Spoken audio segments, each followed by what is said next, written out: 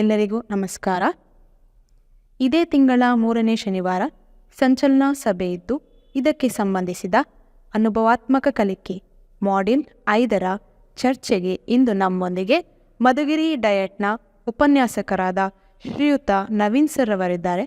ಅವರಿಗೆ ಮೊದಲಿಗೆ ಸ್ವಾಗತವನ್ನು ಕೋರುತ್ತಾ, ಹಾಗೆ ಎಲ್ಲ ಶಿಕ್ಷಕ ಸುಗಮಕಾರರಿಗೂ ಈ ಚರ್ಚೆಗೆ ಸ್ವಾಗತವನ್ನು ಕೋರುತ್ತೇನೆ. ಮೊದಲಿಗೆ ಡಯಟ್ನ ಉಪನ್ಯಾಸಕರಾದ ನವೀನ್ ಕುಮಾರ್ ಸರ್ ಈಗ ನಮ್ಮನ್ನು ಉದ್ದೇಶಿಸಿ ಮಾತನಾಡಲಿದ್ದಾರೆ. ಆತ್ಮೀಯರೇ, ಈ ಒಂದು ಝೂಮ್ ಸಭೆಯಲ್ಲಿ ಉಪಸ್ಥಿತರಿರತಕ್ಕಂಥ ಡಿಇಟಿಪಿ ತಂಡದ ಸದಸ್ಯರುಗಳಿಗೆ ಮತ್ತು ಎಲ್ಲ ಸಂಪನ್ಮೂಲ ವ್ಯಕ್ತಿಗಳೇ, ಈಗಾಗಲೇ ಮ್ಯಾಥ್ಸ್ ಕ್ವಾಲಿಟಿ ರಿವ್ಯೂ ಅಂತಕ್ಕಂತಹ ಒಂದು ವಾಟ್ಸಪ್ ಗ್ರೂಪ್ ನಲ್ಲಿ ಈ ತಿಂಗಳು 3ನೇ ಶನಿವಾರದಂದು ಏನು ಹಮ್ಮಿಕೊಳ್ಬೇಕಾಗಿತ್ತು ಅದಕ್ಕೆ ಸಂಬಂಧಪಟ್ಟಾಗೆ ವಿಡಿಯೋವನ್ನ ಶೇರ್ ಮಾಡಲಾಗಿದೆ. ಅದನ್ನ ಇಲ್ಲಿ ಪ್ರೆಸೆಂಟ್ ಮಾಡ್ತಾರೆ. ತಾವೆಲ್ಲರೂ ಕಳೆದ ಸಭೆಯಲ್ಲಿ ಕೂಡ ನಾನು ಜಾಯಿನ್ ಆಗಿದ್ದೆ. ಆ ಸಭೆಯಲ್ಲಿ ತಮ್ಮ ಇವುಗಳ ಇನ್ವಾಲ್ವ್ಮೆಂಟ್ ಚೆನ್ನಾಗಿತ್ತು. ಅದೇ ರೀತಿಯಲ್ಲಿ ಇನ್ವಾಲ್ವ್ಮೆಂಟ್ ಅನ್ನ ವಹಿಸಿ ಇದರಲ್ಲಿ ಏನಾದರೂ ನೆಸೆಸರಿ ಕರೆಕ್ಷನ್ಸ್ ಇದ್ರೆ, ಮಾಡಿಫಿಕೇಶನ್ಸ್ ಬೇಕಾಗಿದ್ರೆ ಅದಕ್ಕೆ ತಾವು ಸಲಹೆಗಳನ್ನ ಕೊಡಬೇಕು. ಆ ಸಲಹೆಗಳನ್ನ ಪಾಲಿಸ್ತೀವಿ. ಮತ್ತು ಈಗ ತಾವು ಎಲ್ಲರೂ ಜಾಯಿನ್ ಆಗಿದ್ದೀರ ಅಂತ ನಾನಾದ್ರೂ ಭಾವಿಸಿದ್ದೇನೆ. ತಾವ್ ಯಾರಾದ್ರೂ ಜಾಯಿನ್ ಆಗಿಲ್ಲ ಅಂತಂದ್ರೆ ತಮ್ಮ ಸ್ನೇಹಿತರಿಗೆ ಮೆಸೇಜ್ ಅನ್ನ ಮಾಡಿ, ಮತ್ತು ತಾವು ಯಾರು ಜಾಯಿನ್ ಆಗಿದ್ದೀರಾ ಅವರು ತಮ್ಮ ಹೆಸರು ಮತ್ತು ತಾಲೂಕು ಹೆಸರನ್ನ ಚಾಟ್ ಬಾಕ್ಸ್ ಅಲ್ಲಿ ಹಾಕಿ ಅಂತ ಹೇಳ್ತಾ, ಕಳೆದ ಈ ಸಾಲಿನಲ್ಲಿ ಈ ಜನವರಿ ತಿಂಗಳಲ್ಲಿ ಏನು ಪ್ಲಾನ್ ಮಾಡಿದ್ದಾರೆ, ಟ್ಯಾನ್ಗ್ರಾಮ್ಸ್ ಆಗ್ಬೋದು ಅಥವಾ ಯಾವುದು ರೇಷಿಯೋಸ್ ಅಂಡ್ ಪ್ರಪೋರ್ಷನ್ಸ್ ಆಗ್ಬೋದು. ರೇಷಿಯೋಸ್ ಅಂಡ್ ಪ್ರಪೋರ್ಷನ್ ಒಂದಿತ್ತು, ಇನ್ನೊಂದು ಸಮಮಿತಿ ಏನೋ ಇತ್ತು, ಆಮೇಲೆ ಪ್ಯಾಟ್ರನ್ಸ್. ಇದಕ್ಕೆ ಸಂಬಂಧಪಟ್ಟಾಗೆ ಅವರು ಏನು ವಿಡಿಯೋಗಳನ್ನ ಮಾಡಾಕಿದ್ದಾರೆ, ಅದರಲ್ಲಿ TLMs ಗಳನ್ನ ಏನೆಲ್ಲ ಮಾಡ್ಬೋದು ಅಂತಕ್ಕಂಥದ್ದನ್ನ ಸಜೆಸ್ಟ್ ಮಾಡಿದ್ದಾರೆ. ಅದರ ಬಗ್ಗೆ ತಾವು ತಮ್ಮ ಅಮೂಲ್ಯವಾದಂತಹ ಸಲಹೆಗಳನ್ನ ಕೊಡಬೇಕು ಅಂತ ವಿನಂತಿಸ್ತಾ ಈ ಒಂದು ಪ್ರೆಸೆಂಟೇಷನ್ ಅನ್ನ ಕಮೆಂಟ್ಸ್ ಮಾಡಬೇಕು ಅಂತ ನಾನು ವಿನಂತಿಸ್ತೇನೆ. ಸೊ ಎಲ್ಲರಿಗೂ ನಮಸ್ಕಾರ, ಎಲ್ಲ ಟೀಚರ್ ಮೆಂಟರ್ಸ್ಗೆ. ಸೊ ಈ 5ನೇ ETLM 5 ಅದರ ಮೆಂಟರ್ ಇಂಟ್ರಾಕ್ಷನ್ ಮಾಡ್ಯೂಲ್ಗೆ ಎಲ್ಲರಿಗೂ ಸ್ವಾಗತ. ಸೊ ಈ ತಿಂಗಳು ಇವಾಗ ನವೀನ್ ಸರ್ ಆಗಲೇ ಹೇಳಿರೋ ಥರ, ಸೊ ಫೆಬ್ರವರಿ ಮಂತ್ ಅದಕ್ಕೆ ಕನೆಕ್ಟೆಡ್ ಆಗಿರುವ 4ನೇ ತರಗತಿಯಲ್ಲಿ ಟ್ಯಾನ್ಗ್ರಾಮ್ಸ್ ಮತ್ತು ವಿನ್ಯಾಸಗಳು ಮತ್ತು ಸಾಲಿಡ್ಸ್. ಸೊ ಈ 2 ಚಾಪ್ಟರ್ಗಳನ್ನ ನಾವು ಸೆಲೆಕ್ಟ್ ಮಾಡ್ಕೊಂಡಿದ್ದೀವಿ. ಅದಕ್ಕೆ ಸಂಬಂಧವಾಗಿರುವ NAS ನ್ಯಾಸ್ ಕಲಿಕಾ ಫಲಗಳು ಈ ರೀತಿ ಇದೆ. ಮತ್ತು ಅದಾದ ನಂತರ 5ನೇ ತರಗತಿಯಲ್ಲಿ ಪ್ಯಾಟರ್ನ್ಸ್.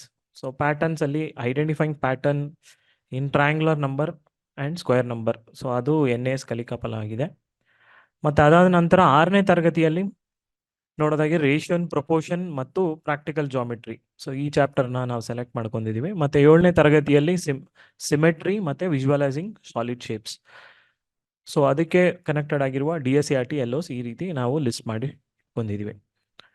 ಸೊ ಮೊದಲಿಗೆ ನಾವು ನೋಡೋದಾಗಿದ್ರೆ ಅನುಭವಾತ್ಮಕ ಬೋಧನಾ ಕಲಿಕೆ. ಸೊ ಅನುಭವಾತ್ಮಕ ಬೋಧನಾ ಕಲಿಕೆ ಅದ್ರ ಬಗ್ಗೆ ಸ್ಟಾರ್ಟಿಂಗಲ್ಲೇ ಎಲ್ಲ ಟೀಚರ್ ಮೆಂಟರ್ಸ್ಗೆ ಒಂದು ವರ್ಕ್ಶಾಪ್ನ ಮಾಡಿದ್ವಿ. ಸೊ ಅದರಲ್ಲಿ ಯಾವುದು ಅನುಭವ, ಮತ್ತು ಅದಾದ ನಂತರ ಸ್ವಾವಲೋಕನ, ಮತ್ತು ಅದಾದ ನಂತರ ಅರಿವು, ಮತ್ತು ಅದಾದಮೇಲೆ ಪ್ರಯೋಗ. ಸೊ ಈ ರೀತಿ ಒಂದು ಸೈಕಲ್ ಫಾರ್ಮಲ್ಲಿ ಅನುಭವಾತ್ಮಕ ಬೋಧನಾ ಕಲಿಕೆ ಆಗುತ್ತೆ. ಎಕ್ಸ್ಪೀರಿಯನ್ಷಿಯಲ್ ಲರ್ನಿಂಗ್ ಈ ರೀತಿ ಒಂದು ಸೈಕಲ್ ಫಾರ್ಮಲ್ಲಿ ಆಗುತ್ತೆ ಅಂತ ಎಲ್ಲರಿಗೂ ಒಂದು ಟ್ರೈನಿಂಗ್ ಮಾಡಿದ್ವಿ. ಸೊ ಈ module basically it is based on TLMs, teaching learning materials ಅಂತ. ಸೊ ಟೀಚಿಂಗ್ ಲರ್ನಿಂಗ್ ಮೆಟೀರಿಯಲ್ಸ್ ಎಲ್ಲ ಟೀಚರ್ಸು ನೀವು ಬಳಸ್ತಾ ಇರ್ತೀರಿ. TLMsಗಳನ್ನ ಬಳಸಿ ನಿಮ್ಮ ತರಗತಿಯಲ್ಲಿ ಪಾಠವನ್ನು ಮಾಡ್ತಾ ಇದ್ದೀರಿ.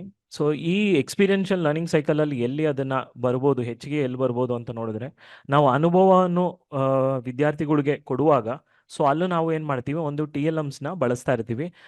ಅದೇ ರೀತಿಯಲ್ಲಿ ನಾವು ಅದನ್ನು ಅಪ್ಲೈ ಅಂದರೆ ಪ್ರಯೋಗ ಮಾಡುವಾಗ, ಎಕ್ಸ್ಪೆರಿಮೆಂಟ್ ಏನೋ ಮಾಡ್ತಾ ಇದೀವಿ, ಪ್ರಯೋಗ ಮಾಡ್ತಾ ಇದೀವಿ, ನಾವು ಹೇಳ್ಕೊಟ್ಟಿರೋದನ್ನ ಅಪ್ಲೈ ಮಾಡೋಕ್ಕೆ ಹೋಗುವಾಗ ಅಲ್ಲೂ ನಾವು ಏನು ಮಾಡ್ತೀವಿ, TLMsನ ಬಳಸ್ತಾ ಆ TLMs ಇಲ್ಲಿ ಎಕ್ಸ್ಪೀರಿಯನ್ಸ್ ಮತ್ತು ಅಪ್ಲೈಯಲ್ಲಿ ತುಂಬ ನಾವು TLMsನ ಯೂಸ್ ಮಾಡ್ತಾ ಇರ್ತೀವಿ. ಬೇರೆ ಕಡೆ ಬಳಸಲ್ಲ ಅಂತಲ್ಲ, ಅಲ್ಲೂ ಒಂದು ಸ್ವಲ್ಪ ಕಡಿಮೆ ಇದರಲ್ಲಿ ಮಾಡ್ತಾ ಇರ್ತೀವಿ. ಇದಾದ ನಂತರ ಇವಾಗ ಬೇಸಿಕಲಿ TLM ಅಂತ ತಗೊಂಡ್ರೆ ಅದರಲ್ಲಿ ಏನೇನು TLMsನ ಯೂಸ್ ಮಾಡಿದ್ರೆ ಏನೇನು ಉಪಯೋಗಗಳು ಏನೇನಾಗುತ್ತೆ ಅಂತ ನೋಡಿದ್ರೆ, ಇವಾಗ ಆಡಿಯೋ ವಿಜುವಲ್ TLMs ಇಲ್ಲ ಆಡಿಯೋ ವಿಜುವಲ್ನ ಯೂಸ್ ಮಾಡುವಾಗ ಮಕ್ಕಳಿಗೆ ಒಂದು ವಿಜುವಲ್ ಅಪೀಲ್ ಸಿಗುತ್ತೆ. ಮತ್ತು ಟೀಚರ್ದು ಕೆಲಸವನ್ನು ಸುಲಭ ಮಾಡೋಕ್ಕೆ, ಇವಾಗ ಈಸಿಯಾಗಿ ನಾವು ಒಂದು ಕಾನ್ಸೆಪ್ಟ್ನ ಹೇಳ್ಕೊಡೋಕ್ಕೆ ಟಿ ಎಲ್ ಎಮ್ಸ್ ಯೂಸ್ ಆಗುತ್ತೆ. ಈಸಿಯಾಗಿ ನಾವು ಅದನ್ನು ಡೈರೆಕ್ಟಾಗಿ ಹೇಳ್ಕೊಡ್ಬೋದು. ಡ್ರಾ ಮಾಡೋದಕ್ಕಿಂತ ಟಿ ಎಲ್ ಎಮ್ಸ್ ಯೂಸ್ ಮಾಡುವಾಗ ಈಸಿಯಾಗಿ ಹೇಳ್ಕೊಡ್ಬೋದು. ಮತ್ತು ಇನ್ನೊಂದು ಏನು ಅಂದರೆ ವಿದ್ಯಾರ್ಥಿಗಳಿಗೆ ಅವರ ಗಮನವನ್ನು ಸೆಳೆಯೋದಕ್ಕೂ ಮತ್ತು ಒಂದು ಸ್ವಲ್ಪ ಇಂಟ್ರೆಸ್ಟಿಂಗ್ ಆಗಿ ಯಾವುದೋ ಒಂದು ಕಾನ್ಸೆಪ್ಟ್ನ ಇಂಟ್ರೆಸ್ಟಿಂಗ್ ಆಗಿ ಹೇಳ್ಕೊಡ್ಬೇಕಂದ್ರೂ ಟಿ ಎಲ್ ಎಮ್ಸ್ ಯೂಸ್ ಆಗುತ್ತೆ. ಮತ್ತು ಎಂಕರೇಜ್ ಸೆಲ್ಫ್ ಲರ್ನಿಂಗ್, ಸ್ವಯಂ ಕಲಿಕೆಯನ್ನು ಎಂಕರೇಜ್ ಮಾಡೋಕ್ಕೂ ಏನಾಗುತ್ತೆ ಟಿ ಎಲ್ ಎಮ್ಸ್ ಯೂಸ್ ಮಾಡಿದೆ. ಯಾವ ಸೆಲ್ಫ್ ಲರ್ನಿಂಗ್ ಇವೆ, ಯಾವುದೋ ಒಂದು ಆ್ಯಕ್ಟಿವಿಟೀಸ್ ಕೊಟ್ಬಿಟ್ಟು ಅದನ್ನು ಮಾಡಿ ಅದರಲ್ಲಿ ಏನು ಔಟ್ಪುಟ್ ಬರುತ್ತೆ ಅಂತ ನೋಡ್ಬಿಟ್ಟು ಅದ್ರ ಮೇಲೆ ನಾವು ಪ್ರಶ್ನೆಗಳನ್ನ ಕೇಳ್ತಾ ಹೋಗುವಾಗ ಏನಾಗುತ್ತೆ ಅಲ್ಲೂ ನಾವು ಟಿ ಎಲ್ ಎಮ್ಸು ಯೂಸ್ಫುಲ್ ಆಗುತ್ತೆ. ಮತ್ತು ಯಾವುದೋ ಒಂದು ಅಬ್ಸ್ಟ್ರಾಕ್ಟ್ ಕಾನ್ಸೆಪ್ಟ್ಸ್ಗಳು ಇರ್ತವೆ, ಆ ಅಬ್ಸ್ಟ್ರಾಕ್ಟ್ ಕಾನ್ಸೆಪ್ಟ್ಸ್ ಕಷ್ಟವಾಗಿರುತ್ತೆ, ಆ ಕಾನ್ಸೆಪ್ಟ್ನ ಹೇಳ್ಕೊಡೋಕ್ಕೂ ನಾವು ಟಿ ಎಲ್ ಎಮ್ಸ್ನ ಯೂಸ್ ಮಾಡ್ಬೋದು, ಯೂಸ್ ಆಗುತ್ತೆ ಅದು. ಮತ್ತು ಕಲಿಕೆ ಬಂದ್ಬಿಟ್ಟು ಪರ್ಮನೆಂಟ್ ಆಗಿ ಇನ್ನೊಂದು ಸ್ವಲ್ಪ ಸ್ಟ್ರಾಂಗ್ ಆಗಿ ಡೀಪಾಗಿ ಅಂಡರ್ಸ್ಟ್ಯಾಂಡ್ ಮಾಡ್ಕೋಬೇಕು ಅಂದ್ರೂ ನಾವಲ್ಲಿ ಟಿ ಎಲ್ ಎಮ್ಸ್ನ ಬಳಸ್ತೀವಿ. ಮತ್ತು ಅವರೊಳಗೆ ಒಂದು ಕ್ರಿಯೇಟಿವಿಟಿನ ಇನ್ನೂ ಹೆಚ್ಚಿಗೆ ಮಾಡೋಕ್ಕೆ ಮತ್ತು ಕ್ರಿಯೇಟಿವಿಟಿಯನ್ನು ತರೋದಕ್ಕೆ ನಾವು ಟಿ ಎಲ್ ಎಮ್ಸ್ನ ಯೂಸ್ ಮಾಡ್ತೀವಿ. ಸೊ ಈ ಟಿ ಎಲ್ ಎಮ್ಸ್ ಎಲ್ಲ ಯಾವ್ಯಾವುದನ್ನ ಟಿ ಎಲ್ ಎಮ್ಸ್ ಅಂತ ನಾವು ನೋಡಿದ್ವಿ, ಆಲ್ರೆಡಿ ನಿಮಗೆಲ್ಲ ಗೊತ್ತಿದೆ, ಆದರೆ ಇನ್ನೊಂದು ಸತಿ ರೀಕ್ಯಾಪ್ ಮಾಡೋಣ. ಸೊ ಮೊದಲಿಗೆ ನೋಡೋದಾಗಿದ್ರೆ ಆಡಿಯೋ ಟಿ ಎಲ್ ಎಮ್ಸ್, ಮತ್ತು ವಿಜುವಲ್ ಟಿ ಎಲ್ ಎಮ್ಸು, ಮತ್ತು ಆಡಿಯೋ ವಿಜುವಲ್ ಟಿ ಎಲ್ ಎಮ್ಸ್, ಈ ಥರ 3 ಕ್ಯಾಟಗರಿಯಲ್ಲಿ ಟಿ ಎಲ್ ಎಮ್ಸ್ನ ನಾವು ಹಾಕ್ಬೋದು. ಅದರಲ್ಲಿ ಮೊದಲಿಗೆ ನೋಡುವಾಗ ಆಡಿಯೋ ಟಿ ಎಲ್ ಎಮ್ಸ್, ಯಾವ್ದು ಆಡಿಯೋ ಟಿ ಎಲ್ ಎಮ್ಸ್ ಆಗುತ್ತೆ ಅಂತ ನೋಡೋದಾಗಿದ್ರೆ, ನಾವೇನೋ ಒಂದು ವಾಯ್ಸ್ ಮೆಸೇಜ್ ಕಳಿಸ್ತೀವಿ, ಯಾವ್ದಾದ್ರು ಒಂದು ಸೌಂಡ್ನ ಮ್ಯೂಸಿಕ್ನ ಕೇಳಿಸ್ತೀವಿ, ಆ ಮ್ಯೂಸಿಕ್ಕಿಂದ ಏನೋ ಒಂದು ಹೇಳ್ಕೊಡಕ್ಕೆ ಟ್ರೈ ಮಾಡ್ತಾ ಇದ್ದೀವಿ ಅಂತ ಹೇಳುವಾಗ, ಸೊ ಅದು ಬಂದ್ಬಿಟ್ಟು ಆಡಿಯೋ ಟಿ ಎಲ್ ಎಮ್ಸ್ ಆಗುತ್ತೆ. ಅದೇ ರೀತಿಯಲ್ಲಿ ರೇಡಿಯೋದಲ್ಲಿ ಯಾವುದಾದ್ರು ಒಂದು ಪಾಠವನ್ನು ಕೇಳಿ ಅದ್ರ ಬಗ್ಗೆ ಸಮ್ಮರಿ ಬರ್ಕೊಂಬನ್ನಿ ಅಂತ ಹೇಳುವಾಗ ಅದನ್ನು ಒಂದು ಆಡಿಯೋ ಟಿ ಎಲ್ ಎಮ್ಸ್ ಆಗಿರುತ್ತೆ. ಇಲ್ಲ ನಾವು ವಾಯ್ಸ್ ಮಾಡ್ಯುಲೇಷನ್, ಅಲ್ಲಿ ನಾವು ಏನೋ ಅವ್ರಿಗೆ ಹೇಳ್ಕೊಡ್ತೇವೆ, ನಾರ್ಮಲ್ ನಾವು ಪಾಠ ಮಾಡ್ತಾ ಇರ್ತೀವಿ, ಸೊ ಅದನ್ನು ಒಂದು voice audio T L M ಆಗಿ ನಾವು ಕನ್ಸಿಡರ್ ಮಾಡ್ಬೋದು. ಮತ್ತು ವಿಜುವಲ್ ಟಿ ಎಲ್ ಎಮ್ಸ್ಗಳು ಯಾವುದು ಅಂತ ನೋಡಿದ್ರೆ, ಟೆಕ್ಸ್ಟ್ ಬುಕ್ ಅಂತ ತೊಗೊಂಡ್ರೆ ಟೆಕ್ಸ್ಟ್ ಬುಕ್ಕಲ್ಲೂ ನಾವು ಏನೇ ಹೇಳ್ಕೋದು ಅದನ್ನು ಒಂದು ಟಿ ಎಲ್ ಎಮ್ ಆಗಿ ನಾವು ಕನ್ಸಿಡರ್ ಮಾಡ್ತೀವಿ. ಮತ್ತು ಇವಾಗ ನ್ಯೂಸ್ ಪೇಪರಲ್ಲಿ ಇರುವ ಏನೋ ಒಂದು ವಿಷಯವನ್ನು ಕೊಟ್ಟು ಅದರಲ್ಲಿ ಯಾವ ವಿಷಯವಿದೆ ಅಂತ ಓದಕ್ಕೆ ಹೇಳಿ, ಇಲ್ಲ ಯಾವುದೋ ಒಂದು ಚಾರ್ಟ್ ಇದೆ, ಆ ಚಾರ್ಟಲ್ಲಿ ಏನು ಡೇಟಾ ಇದೆ ಅಂತ ಅನಲೈಸ್ ಮಾಡೋಕ್ಕೆ ಹೇಳಿ ಅಂತ ಹೇಳುವಾಗ ಅದು ನಮಗೆ ಒಂದು ವಿಜುವಲ್ ಟಿ ಎಲ್ ಎಮ್ ಆಗಿ ಯೂಸ್ ಆಗುತ್ತೆ. ಸೊ ಅದೇ ರೀತಿ ಎನ್ಸೈಕ್ಲೋಪೀಡಿಯಾ ಬುಕ್ಸ್ ಏನಿದೆಯಲ್ಲ ಅದು ನಮಗೆ ಒಂದು ವಿಜುವಲ್ ಟಿ ಎಲ್ ಎಮ್ ಆಗಿರುತ್ತೆ. ಮ್ಯಾಪ್ ತೊಗೊಂಡೋಗಿ ತೋರಿಸ್ತೀವಿ, ಇಲ್ಲ ಚಾರ್ಟ್ಸ್, ಮ್ಯಾಥಮೆಟಿಕಲ್ ಚಾರ್ಟ್ಸು, ಶೇಪಿನ್ ಚಾರ್ಟ್ಸು, ಇಲ್ಲ ಟೇಬಲ್ ಚಾರ್ಟ್ಗಳು, ನಂಬರಿನ್ ಚಾರ್ಟ್ಗಳು ತೊಗೊಂಡೋಗಿ ತೋರಿಸ್ತೀವಿ, ಅವೆಲ್ಲ ವಿಜುವಲ್ ಟಿ ಎಲ್ ಎಮ್ಸಲ್ಲಿ ಸೇರ್ಪಡೆ ಆಗುತ್ತೆ. Audio visual T L M ಅಂತ ನೋಡುವಾಗ ನಾವು ಪ್ರೊಜೆಕ್ಟ್ರಲ್ಲಿ ಅದು ಆಡಿಯೋನೂ ಇರುತ್ತೆ ಮತ್ತು ವಿಡಿಯೋ ಎರಡೂ, ಆಡಿಯೋ ವಿಜುವಲ್, ಇವಾಗ ಟೆಲಿವಿಷನಲ್ಲಿ ಯಾವುದೋ ಒಂದು ಯೂಟ್ಯೂಬ್ ವಿಡಿಯೋ ತೋರಿಸ್ತೀವಿ, ಅದು ಆಡಿಯೋ ವಿಜುವಲ್ ಟಿ ಎಲ್ ಎಮ್ಸ್ ಆಗಿರುತ್ತೆ. ಸೊ ಈ ಥರ ಟಿ ಎಲ್ ಎಮ್ಸ್ನ 3 ವಿಧವಾಗಿ ಕ್ಯಾಟಗರೈಸ್ ಮಾಡಿದ್ದೀವಿ. ಸೊ ಇದನ್ನೆಲ್ಲ ಬಳಸ್ತಾ ಇದ್ದೀರಿ. ಹೆಚ್ಚಿಗೆ ಬಳಸೋಕ್ಕೆ ನಿಮಗೆ ಐಡಿಯಾಸ್ನ ಮುಂದಕ್ಕೆ ಈ ಟಾಪಿಕ್ಸಲ್ಲಿ ಕನೆಕ್ಟೆಡ್ ಆಗಿ ಯಾವ್ಯಾವ ಟಿ ಎಲ್ ಎಮ್ಸ್ನ ನೀವು ಯೂಸ್ ಮಾಡ್ಬೋದು ಅಂತ ಒಂದಷ್ಟು ಸಜೆಷನ್ನ ಇಲ್ಲಿ ಹಾಕ್ಕೊಂಡಿದ್ದೀವಿ. ಸೊ ಮೊದಲಿಗೆ ನೋಡೋದಾಗಿದ್ರೆ ಟ್ಯಾನ್ಗ್ರಾಮ್ಸ್. ಸೊ ಟ್ಯಾನ್ಗ್ರಾಮ್ಸ್ ಅಂತ ಒಂದು ಚಾಪ್ಟರ್ 4ನೇ ತರಗತಿಯಲ್ಲಿದೆ. ಆ ಟ್ಯಾನ್ಗ್ರಾಮ್ಸ್ ಅನ್ನೋ ಚಾಪ್ಟರ್ಗೆ ಯಾವ ಟಿ ಎಲ್ ಎಮ್ಸ್ ಮಾಡ್ಬೋದು ಅಂದರೆ, ಮೊದಲಿಗೆ ನಾವು ಟ್ಯಾನ್ಗ್ರಾಮ್ಸ್ನ ಹೇಗೆ ಮಾಡೋದು ಅಂತ ಒಂದು ವಿಡಿಯೋನ ಇಲ್ಲಿ ಹಾಕಿದ್ವಿ. ಈ ವಿಡಿಯೋದಲ್ಲಿ ನಿಮಗೆ ಒಂದು ಸ್ಕ್ವೇರ್ ಪೇಪರ್ನ ಬಳಸಿ ಆ ಟ್ಯಾನ್ಗ್ರಾಮ್ಸ್ನ ಹೆಂಗೆ ಕ್ರಿಯೇಟ್ ಮಾಡ್ಬೋದು ಅಂತ. ಸೊ ಎಲ್ಲ ಟೀಚರ್ ಮೆಂಟರ್ಸು ಸ್ಟಾರ್ಟಿಂಗಲ್ಲಿ ಒಂದು ಪೇಪರ್ ಹಾಳೆ ಅಂತೂ ಸಿಗುತ್ತೆ, ಆ ಹಾಳೆಯನ್ನು ಬಳಸಿ ಸ್ಕ್ವೇರ್ ಆಗಿ ಮಾಡ್ಕೊಂಡು ಅದನ್ನು ಒಂದು ಈ ಥರ ಟ್ಯಾನ್ಗ್ರಾಮ್ಸ್ನ ಫಸ್ಟ್ ಮಾಡೋಕ್ಕೆ ಹೇಳಿ. ಸೊ ಟ್ಯಾನ್ಗ್ರಾಮ್ ಪೀಸ್ 7 ಪೀಸ್ಗಳಾಗಿ ಅವ್ರಿಗೆ ಮಾಡೋಕ್ಕೆ ಹೇಳಿಬಿಟ್ರೆ, ಸೊ ಇಲ್ಲಿ ಸ್ಟೆಪ್ ಬೈ ಸ್ಟೆಪ್ ಇನ್ಸ್ಟ್ರಕ್ಷನ್ ಇದೆ ಯಾವ ಥರ ಆ 7 ಪೀಸ್ನ ಮಾಡಬೇಕು ಅಂತ. ಸೊ ನಿಮ್ಮ ವಿಡಿಯೋ ನಾವು ಏನು ಕಳಿಸಿದೀವೋ ಅದರಲ್ಲೂ ಇದೆ. ಸೊ ಅದನ್ನು ನೋಡ್ಬಿಟ್ಟು ಆ 7 ಪೀಸ್ನ ನೀವು ಮಾಡ್ಕೋಬೋದು. ಮಾಡಿದ ನಂತರ ಅವ್ರಿಗೆ ಬೇರೆ ಬೇರೆ ಶೇಪ್ಗಳನ್ನ ಮಾಡೋಕ್ಕೆ ಅವ್ರಿಗೆ ಹೇಳ್ಬೋದು. ಇವಾಗ ಜಾಮೆಟ್ರಿಕಲ್ ಶೇಪ್ಸ್ ಯಾವ್ದ್ಯಾವುದು ಮಾಡ್ಬೋದು, ಇವಾಗ ರೆಕ್ಟ್ಯಾಂಗಲ್ ಮಾಡ್ಬೋದಾ ಇಲ್ಲ ಟ್ರಯಾಂಗಲ್ ಮಾಡ್ಬೋದಾ ಅಂತ ನೀವು ಡಿಸ್ಕಷನ್ನ ಸ್ಟಾರ್ಟ್ ಮಾಡ್ಬೋದು. ಸೊ ಆ ಮಾಡೋಕ್ಕೆ ಹೇಳ್ಬೋದು, ಟ್ರಯಾಂಗಲ್ ಮಾಡೋಕ್ಕೆ ಇಲ್ಲ ರೆಕ್ಟ್ಯಾಂಗಲ್ ಮಾಡೋಕ್ಕೂ ಹೇಳ್ಬೋದು. ಸೊ ಇದ್ರ ಬಗ್ಗೆ ಬೇರೆ ಏನಾದ್ರು ಈ ಟ್ಯಾನ್ಗ್ರಾಮ್ಸ್ನ ಬಳಸಿ ಬೇರೆ ಯಾವ್ದಾದ್ರು ಆ್ಯಕ್ಟಿವಿಟಿ ಮಾಡಿಸ್ಬೋದಾ ಅಂತಲೂ ಅವ್ರಿಗೂ ಒಂದಷ್ಟು ಪ್ರಶ್ನೆಗಳನ್ನ ಕೇಳ್ಬೋದು. ಸೊ ಈ ರೀತಿ ನಾವು ಆ ಪೀಸ್ಗಳನ್ನ ಮಾಡಿ ಸ್ಕ್ವೇರ್ನ ಮಾಡಿದ್ವಿ. ಸ್ಕ್ವೇರ್ ಮಾಡಿದ ನಂತರ ಸೊ ಈ ಟ್ಯಾನ್ಗ್ರಾಮ್ಸ್ ಆಲ್ರೆಡಿ ರೆಡಿಮೇಡ್ ಆಗಿದೆ. ಸೊ ಇವಾಗ ನೀವೇ ಒಂದು ಇವಾಗ ಟ್ಯಾನ್ಗ್ರಾಮ್ಸ್ ಅಂದ್ಬಿಟ್ಟು ಒಂದು ಮ್ಯಾಥಮೆಟಿಕಲ್ ಪಜಲ್ ಥರ ನಾವು ಯೂಸ್ ಮಾಡ್ತಾ ಇದ್ದೀವಿ ಅಂತ ಹೇಳ್ತಾ ಹೋದರೆ, ಬೇರೆ ನೀವೇ ಒಂದು ಪಜಲ್ನ ಕ್ರಿಯೇಟ್ ಮಾಡಿ ಅಂತ ಹೇಳುವಾಗ, ಸೊ ಈ ಥರ ಒಂದು A4 ಶೀಟ್ ಹಾಳೆ ಕೊಡಿ, ಆ A4 ಶೀಟ್ ಹಾಳೆನ 10 ಪೀಸ್ಗಳಾಗಿ ಮಾಡಕ್ಕೆ ಹೇಳಿ. ಇದೇ ಥರ ಪೀಸ್ ಮಾಡಬೇಕು ಅಂತ ಇಲ್ಲ, ರೆಕ್ಟಾಂಗ್ಯುಲರ್ ಶೇಪೋ ಸ್ಕ್ವೇರ್ ಶೇಪ್ ಮಾಡಬೇಕು ಅಂತೆಲ್ಲ ಯಾವ ಥರನಾದ್ರು ಮಾಡಕ್ಕೆ ಹೇಳಿ. ಸೊ ಅವರು ಈ ಥರ ಯಾವ್ದಾರು ಒಂದೊಂದು ಶೇಪ್ ಮಾಡಿ 10 ಪೀಸ್ಗಳು 10 ಭಾಗಗಳು ಮಾಡ್ಬೋದು. ಸೊ 10 ಭಾಗಗಳು ಬಣ್ಣವನ್ನು ಹಚ್ಬಿಟ್ಟು ಒಂದು ಟೀಚರ್ ಇನ್ನೊಂದು ಟೀಚರ್ ಕೊಟ್ಬಿಟ್ಟು ಈ ಥರ ಒಂದು ಮ್ಯಾಥಮೆಟಿಕಲ್ ಪಝಲ್ನ ಕ್ರಿಯೇಟ್ ಮಾಡ್ಬೋದು.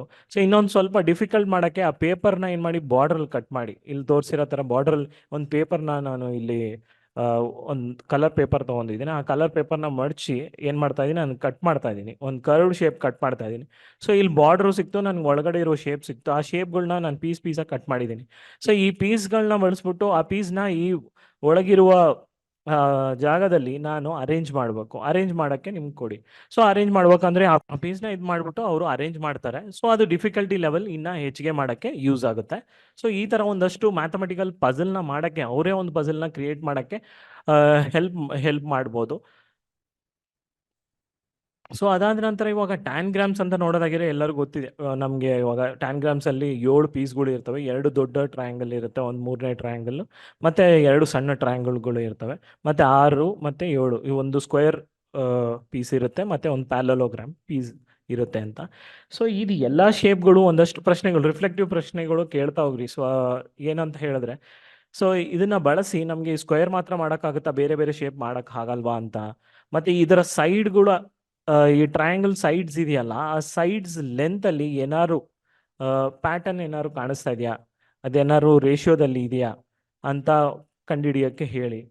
ಮತ್ತು ಇದಕ್ಕೆ ಏರಿಯಾ ಮತ್ತು ಪೆರಿಮೀಟರ್ ಕಾನ್ಸೆಪ್ಟ್ನ ಕನೆಕ್ಟ್ ಮಾಡೋಕ್ಕೆ ಆಗುತ್ತಾ, ಈ ಶೇಪ್ಗಳನ್ನ ಬೇರೆ ಬೇರೆ ಶೇಪ್ಗಳನ್ನ ಮಾಡುವಾಗ ಏರಿಯಾ ಪೆರಿಮೀಟರ್ ಈ ಥರ ಪ್ರಶ್ನೆಗಳನ್ನ, ಒಂದಷ್ಟು ಪ್ರಶ್ನೆಗಳನ್ನ ಅವ್ರನ್ನ ಕೇಳ್ತಾ ಹೋಗಿ, ಇದರಲ್ಲಿ ಬೇರೆ ಏನಾದ್ರು ಕಾನ್ಸೆಪ್ಟ್ನ ಕನೆಕ್ಟ್ ಮಾಡೋಕ್ಕಾಗುತ್ತಾ, ಏನೇನು ಹೇಳ್ಕೊಡ್ಬೋದು ಅಂತ. ಮತ್ತು ಈ ಟ್ಯಾನ್ಗ್ರಾಮ್ಸ್ ಬೇಸಿಕಲಿ ನೋಡೋದಾಗಿದ್ರೆ ಒಂದು ಶೇಪಿಂದ ಇನ್ನೊಂದು ಶೇಪ್ ಅವರು ಹೆಂಗೆ ಕ್ರಿಯೇಟ್ ಮಾಡ್ತಾರೆ ಅಂತ. ಇವಾಗ ಒಂದು ಟ್ರಯಾಂಗಲ್ ಇನ್ನೊಂದು ಟ್ರಯಾಂಗಲ್ ಜೋಡಿಸುವಾಗ ನಮಗೆ ಒಂದು ಟ್ರಯಾಂಗಲ್ ಬರ್ತಾ ಇದೆ, ಅದನ್ನೇ ಬೇರೆ ಥರ ಜೋಡಿಸುವಾಗ ನನಗೆ ಸ್ಕ್ವೇರ್ ಬರ್ಬೋದಾ, ಇಲ್ಲ ಬೇರೆ ಶೇಪ್ ಬರ್ಬೋದಾ, ಒಂದು ಶೇಪಿಂದ ಇನ್ನೊಂದು ಶೇಪ್ನ ಹೆಂಗೆ ಕ್ರಿಯೇಟ್ ಮಾಡೋದು ಅಂತ ಶೇಪ್ ಬಗ್ಗೆ ಅವ್ರಿಗೊಂದು ಐಡಿಯಾ ಸಿಗ್ಬೋದು. ಮತ್ತು ಇನ್ನೊಂದು ಸ್ವಲ್ಪ ಇನೋವೇಟಿವ್ ಆಗಿ ಅವ್ರಿಗೆ ಮಾಡಿಸ್ಬೇಕು ಅಂದರೆ, ಈ ಥರ ಇವಾಗ ಫಿಶ್ಶು ಮತ್ತು ಇಲ್ಲ ಮನೆ, ಈ ಥರ ಒಂದು ಚಿತ್ರವನ್ನು ತೋರಿಸಿ ಇದನ್ನು ಟ್ಯಾನ್ಗ್ರಾಮ್ಸ್ ಬಳಸ್ಕೊಂಡು ಅವರು ಈ ಶೇಪ್ನ ಕ್ರಿಯೇಟ್ ಮಾಡ್ಬೋದಾ ಅಂತ ಹೇಳ್ಬೋದು. ಸೊ ನೋಡಿದ್ರೆ ಈ ಥರ ಫಿಶ್ದು ಒಂದು ಔಟ್ಲೈನ್ ಥರ ನಮ್ಗೆ ಸಿಗುತ್ತೆ ಆನ್ಲೈನಲ್ಲಿ, ಇಲ್ಲ ನಿಮ್ಗೆ ಆನ್ಲೈನ್ ರಿಸೋರ್ಸಸ್ಸು ಕಳಿಸಿದ್ವಿ. ಆ ರಿಸೋರ್ಸ್ನ ಬಳಸಿ ನೀವೇನು ಮಾಡ್ಬೋದು, ಈ ಥರ ಅವ್ರಿಗೆ ಒಂದು ಶೇಪ್ನ ತೋರಿಸ್ಬೋದು. ಆ ಶೇಪ್ನಲ್ಲಿ ಅವ್ರು ಏನು ಮಾಡ್ತಾರೆ, ಆ ಟ್ಯಾನ್ಗ್ರಾಮ್ ಪೀಸಸ್ಗಳನ್ನ ಹಾಕಿ ಆ ಶಿಪ್ನ ಫಿಶ್ ಇಲ್ಲ ಅಂದರೆ ಆ ಹೌಸ್ನ ಫಿಲ್ ಮಾಡ್ತಾ ಹೋಗ್ತಾರೆ. ಸೊ ಇದಕ್ಕೆ ಇನ್ನೂ ಹೆಚ್ಚಿಗೆ ಈ ಥರ ಒಂದಷ್ಟು ವರ್ಕ್ಶೀಟ್ಗಳನ್ನ ಕೊಟ್ಟಿದ್ವಿ, ಬೇರೆ ಬೇರೆ ಕ್ರ್ಯಾಬು, ಕೌ, ಇಲ್ಲ ಶರ್ಟು, ಇಲ್ಲ ಲಯನ್, ಡಾಗ್, ಈ ಥರ ಶೇಪ್ಸ್ಗಳು ನಿಮಗೆ ರಿಸೋರ್ಸಸ್ ಆಗಿ ಕಳಿಸಿದ್ವಿ. ಈ ಶೇಪ್ಗಳನ್ನ ತೋರಿಸಿ ಈ ಥರ ಡಿಫ್ರೆಂಟ್ ಶೇಪ್ಗಳನ್ನ ಕ್ರಿಯೇಟ್ ಮಾಡೋಕ್ಕೆ ಅವ್ರಿಗೆ ಹೆಲ್ಪ್ ಮಾಡ್ಬೋದು. ಸೊ ಈ ಥರ ಅವ್ರಿಗೆ ಟ್ಯಾನ್ಗ್ರಾಮ್ಸಲ್ಲಿ ಒಂದು ಲಿಮಿಟ್ ಮಾತ್ರ ಅಲ್ಲ, ಶೇಪ್ಸ್ ಜಾಮೆಟ್ರಿಕಲ್ ಶೇಪ್ಸ್ ಮಾತ್ರ ಅಲ್ಲ, ಬೇರೆ ಬೇರೆ ಡಿಫ್ರೆಂಟ್ ಅನಿಮಲ್ಸ್ ಆಗಿರಲಿ, ನಂಬರ್ಸ್ ಆಗಿರಲಿ, ಆಲ್ಫಾಬೆಟ್ಸ್ ಆಗಿರಲಿ ಅವ್ರು ಕ್ರಿಯೇಟ್ ಮಾಡೋಕ್ಕೆ ಯೂಸ್ ಆಗುತ್ತೆ. ಸೊ ಅಲ್ಲಿ ಅವ್ರಿಗೆ ಶೇಪ್ಸ್ ಬಗ್ಗೆ ಒಂದು ಐಡಿಯಾ ಸಿಗುತ್ತೆ. ಸೊ ನೆಕ್ಸ್ಟು ಟಾಪಿಕ್ ನೋಡೋದಾಗಿದ್ರೆ ವಿನ್ಯಾಸಗಳು ಅಂತ, ಪ್ಯಾಟರ್ನ್ಸ್. ಸೊ ಈ ಟಾಪಿಕಲ್ಲಿ ನಾವು ಏನು ಮಾಡ್ತಾ ಇದೀವಿ ಅಂದರೆ, ಟ್ರಯಾಂಗ್ಯುಲರ್ ನಂಬರ್ಸ್ ಮತ್ತು ಸ್ಕ್ವೇರ್ ನಂಬರ್ಸ್ 5ನೇ ತರಗತಿಯಲ್ಲಿ ತ್ರಿಭುಜ ಸಂಖ್ಯೆಗಳು ಮತ್ತು ವರ್ಗ ಸಂಖ್ಯೆಗಳ ಬಗ್ಗೆ ನೋಡ್ತಾ ಇದ್ದೀವಿ. ಸೊ ಇಲ್ಲಿ ಬೇಸಿಕಲಿ ಇವಾಗ 1, 3, 6, 10, 15 ಮತ್ತು 21. ಸೊ ಇದು ತ್ರಿಭುಜ ಸಂಖ್ಯೆಗಳಾಗಿರುತ್ತವೆ. ಸೊ ಇದನ್ನು ನಾವು ಒಂದು ಮಣಿಗಳನ್ನು ಬಳಸಿ ರೆಪ್ರೆಸೆಂಟ್ ಮಾಡೋದಾಗಿದ್ರೆ ಈ ಥರ ಸ್ಟ್ಯಾಕ್ ಅರೇಂಜ್ಮೆಂಟ್ ರೂಪದಲ್ಲಿ ಮಾಡ್ತಾ ಇರ್ತೀವಿ. ಈ ಥರ ಒಂದು ಮಣಿ ಇಡ್ತೀವಿ, ಮತ್ತು ಒಂದು 2, ಮತ್ತು ಅದ್ರ ಮೇಲೆ 1, ಮತ್ತು 3, ಮತ್ತು ಅದ್ರ ಮೇಲೆ 2, ಮತ್ತು 1, ಈ ರೀತಿ ಅರೇಂಜ್ಮೆಂಟ್ ಮಾಡ್ತಾ ಇದ್ದೀವಿ. ಇವನ್ನೆಲ್ಲ ತ್ರಿಭುಜ ಸಂಖ್ಯೆಗಳು. ಮತ್ತು ಆ 2 ತ್ರಿಭುಜ ಸಂಖ್ಯೆ ಮಧ್ಯದಲ್ಲಿ ಒಂದು ವರ್ಗ ಸಂಖ್ಯೆ ಇರುತ್ತೆ ಅಂತ ನಾವು ಅವ್ರಿಗೆ ಆ ಕಾನ್ಸೆಪ್ಟ್ ಬಗ್ಗೆ ಹೇಳ್ಬೋದು. ಇದ್ರ ಬಗ್ಗೆ ಡೀಟೇಲ್ ಆಗಿ ನಿಮಗೆ ವಿಡಿಯೋದಲ್ಲಿ ನಿಮಗೆ ಕಳಿಸಿದ್ವಿ, ಅದನ್ನು ನೀವು ನೋಡ್ಬೋದು. ಸೊ ಇವೆಲ್ಲ ಸ್ಕ್ವೇರ್ ನಂಬರ್ಸ್ ಆಗಿರುತ್ತೆ. ಸೊ ಇದನ್ನು ಬಳಸ್ಬಿಟ್ಟು ಒಂದು ಆ್ಯಕ್ಟಿವಿಟಿ ಮಾಡ್ಬೋದು ನೀವು. ಮತ್ತು ಇದನ್ನು ನಾವು ಎಲ್ಲಿ ಅಪ್ಲೈ ಮಾಡ್ತಾ ಇದ್ದೀವಿ ಅಂತ ನೋಡೋದಾಗಿದ್ರೆ, application of triangular numbers. So ಇವಾಗ ಇನ್ನು ರೀಸೆಂಟಾಗಿ ನಮ್ಮದು ವರ್ಲ್ಡ್ ಕಪ್ ಕ್ರಿಕೆಟ್ ಮ್ಯಾಚ್ ನಡೆದಿತ್ತು. ಸೊ ಇದರಲ್ಲಿ 10 ತಂಡಗಳು ಇದ್ವು. ಆ 10 ತಂಡಗಳು ಇವಾಗ ಎಷ್ಟು ಮ್ಯಾಚ್, ಎಲ್ಲ ತಂಡಗಳು, ಒಂದು ತಂಡ ಎಲ್ಲ 9 ತಂಡದ ಜೊತೆ ಮ್ಯಾಚ್ನ ಆಡಬೇಕಾಗುತ್ತೆ. ಸೊ ಅದನ್ನು ಯಾವ ರೀತಿ ಅವರು ಫಿಕ್ಚರ್ಸ್ ಹಾಕಿರ್ತಾರೆ, ಸೊ ಯಾವ ಥರ ಹಾಕಿರ್ಬೋದು, ಸೊ ಅಲ್ಲಿ ಏನಾದ್ರು ನಮಗೆ ಈ ಟ್ರಯಾಂಗ್ಯುಲರ್ ನಂಬರ್ಸ್ ಕಾಣಿಸುತ್ತಾ ಅಂತ ನೋಡುವಾಗ, ಸೊ ಟೋಟಲ್ 45 ಮ್ಯಾಚ್ಗಳಾಗಿರುತ್ತೆ. ಯಾವ ಥರ ಅವರು ಅದನ್ನು ಅರೇಂಜ್ ಮಾಡಿರ್ತಾರೆ ಅಂತ ನೋಡುವಾಗ, ಒಂದು ಇವಾಗ ಇಂಡಿಯಾ ಟೀಮು ಉಳಿದಿರುವ 9 ಟೀಮ್ ಜೊತೆನೂ ಆಡಬೇಕಾಗುತ್ತೆ. ಮತ್ತು ಇಂಗ್ಲೆಂಡ್ ಟೀಮು ಅದೇ ಥರ ಬೇರೆ 9 ಟೀಮ್. ಈ ರೀತಿ ನಾವು ಪ್ರತಿಯೊಂದು ಟೀಮು ಬೇರೆ 9 ಟೀಮ್ ಜೊತೆನೂ ನಾವು ಕ್ರಿಕೆಟ್ ಅದರದ್ದು ಆಟವನ್ನು ಆಡಬೇಕಾಗುತ್ತೆ. ಸೊ ಆ ರೀತಿ ನಾವು ಅರೇಂಜ್ ಮಾಡ್ತಾ ಹೋದರೆ ಇಲ್ಲಿ ನಮಗೆ ಏನಾದ್ರು ಒಂದು ಶೇಪ್ ಕಾಣಿಸ್ತಾ ಇದೆಯಾ ಅಂತ ನೋಡಿದ್ರೆ ನಮಗೆ ಇಲ್ಲೊಂದು ಟ್ರಯಾಂಗಲ್ ಕಾಣಿಸ್ತಾ ಇದೆ. ಸೊ ಇಲ್ಲಿರುವ ಸಂಖ್ಯೆಗಳನ್ನು, ಇಲ್ಲಿರುವ ಮೊತ್ತವನ್ನು ನೋಡುವಾಗ ಅಲ್ಲೂ ನಮಗೆ ಒಂದು ಟ್ರಯಾಂಗುಲರ್ ನಂಬರ್ ಸಿಗುತ್ತಾ ಹೋಗುತ್ತೆ. ಸೊ ಇಲ್ಲಿ ಮೇಲ್ಗಡೆ ಇರುವ ನಂಬರ್ ಅದೂ ಸೇಮ್ ಆಗಿರುತ್ತೆ, ಇಲ್ಲಿ ಕೆಳಗಡೆ ಇರುವ ಇದೂ ಸೇಮ್ ಇದರಲ್ಲಿರುತ್ತೆ. ಸೊ ಇಲ್ಲಿ ನೋಡೋದಾಗಿದ್ರೆ ಎಷ್ಟು ಮ್ಯಾಚ್ಗಳು ಅವ್ರು ಆಡಿದ್ದಾರೆ ಅಂದರೆ 9 ಮತ್ತು 8, 7 ಅಂತ ಈ ರೀತಿ ಕಡಿಮೆ ಆಗ್ತಾ ಬರುತ್ತೆ. ಸೊ ಇಲ್ಲಿ ನಮ್ಗೆ ಏನಾದ್ರು ಪ್ಯಾಟರ್ನ್ ಕಾಣಿಸ್ತಾ ಇದೆ ಅಂತ ನೋಡಿದ್ರೆ 1, 2, 3, 4. ಸೊ ಇದು ನ್ಯಾಚುರಲ್ ನಂಬರ್ಸ್ ಸರಣಿಯಾಗಿರುತ್ತೆ. ಸೊ ಇದನ್ನು ಮೊತ್ತ ನೋಡುವಾಗ 45 ಆಗಿದೆ. ಸೊ ಇದೇ ರೀತಿಯಲ್ಲಿ ಇನ್ನೊಂದು TLMನ ನೀವು ಯೂಸ್ ಮಾಡ್ಬೋದಾ ಅಂತ ನೋಡಿದ್ರೆ ಪ್ಯಾಟರ್ನ್ ಸಲುವಾಗಿ ಈ ಥರ ಒಂದು ಸಿಂಪಲ್ ಆಗಿ ಒಂದು ನಂಬರ್ ಟೇಬಲ್ನ ಕೊಡ್ಬೋದು.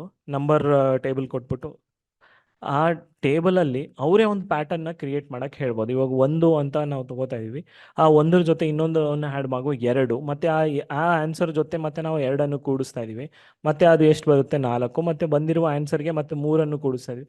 ಈ ರೀತಿ ಬಂದಿರೋ ಆನ್ಸರ್ಗೆ 3, 4 ಅಂತ ಆ್ಯಡ್ ಮಾಡ್ತಾ ನಾವು ಹೋಗ್ತಾ ಇರುವಾಗ ಅಲ್ಲೊಂದು ನಮಗೆ ಪ್ಯಾಟರ್ನ್ ಕ್ರಿಯೇಟ್ ಆಗೋದನ್ನ ನಾವು ನೋಡ್ತಾ ಇರ್ಬೋದು.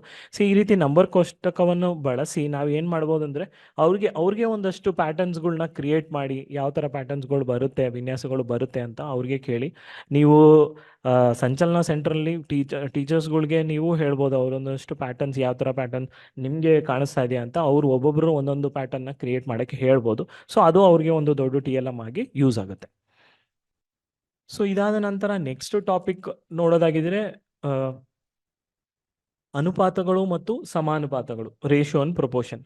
ಸೊ ಈ ಟಾಪಿಕಲ್ಲಿ ನಾವು ಯಾವ TLM ಬಳಸ್ಬೋದು ಅಂತ ನೋಡಿದ್ರೆ ಇದು ಒಂದು ಜಿಯೋ ಬೋರ್ಡ್. ಸೊ ಜಿಯೋ ಬೋರ್ಡನ್ನು ಬಳಸ್ಬಿಟ್ಟು ನೀವು ಅನುಪಾತ ಮತ್ತು ಸಮಾನುಪಾತ ಬಗ್ಗೆ ಹೇಳ್ಕೊಡ್ಬೋದು ಜಿಯೋ ಬೋರ್ಡ್ ರಬ್ಬರ್ ಬ್ಯಾಂಡಲ್ಲಿ. ಹಿಂಗೆ ಅಂತ ನೋಡೋಣ.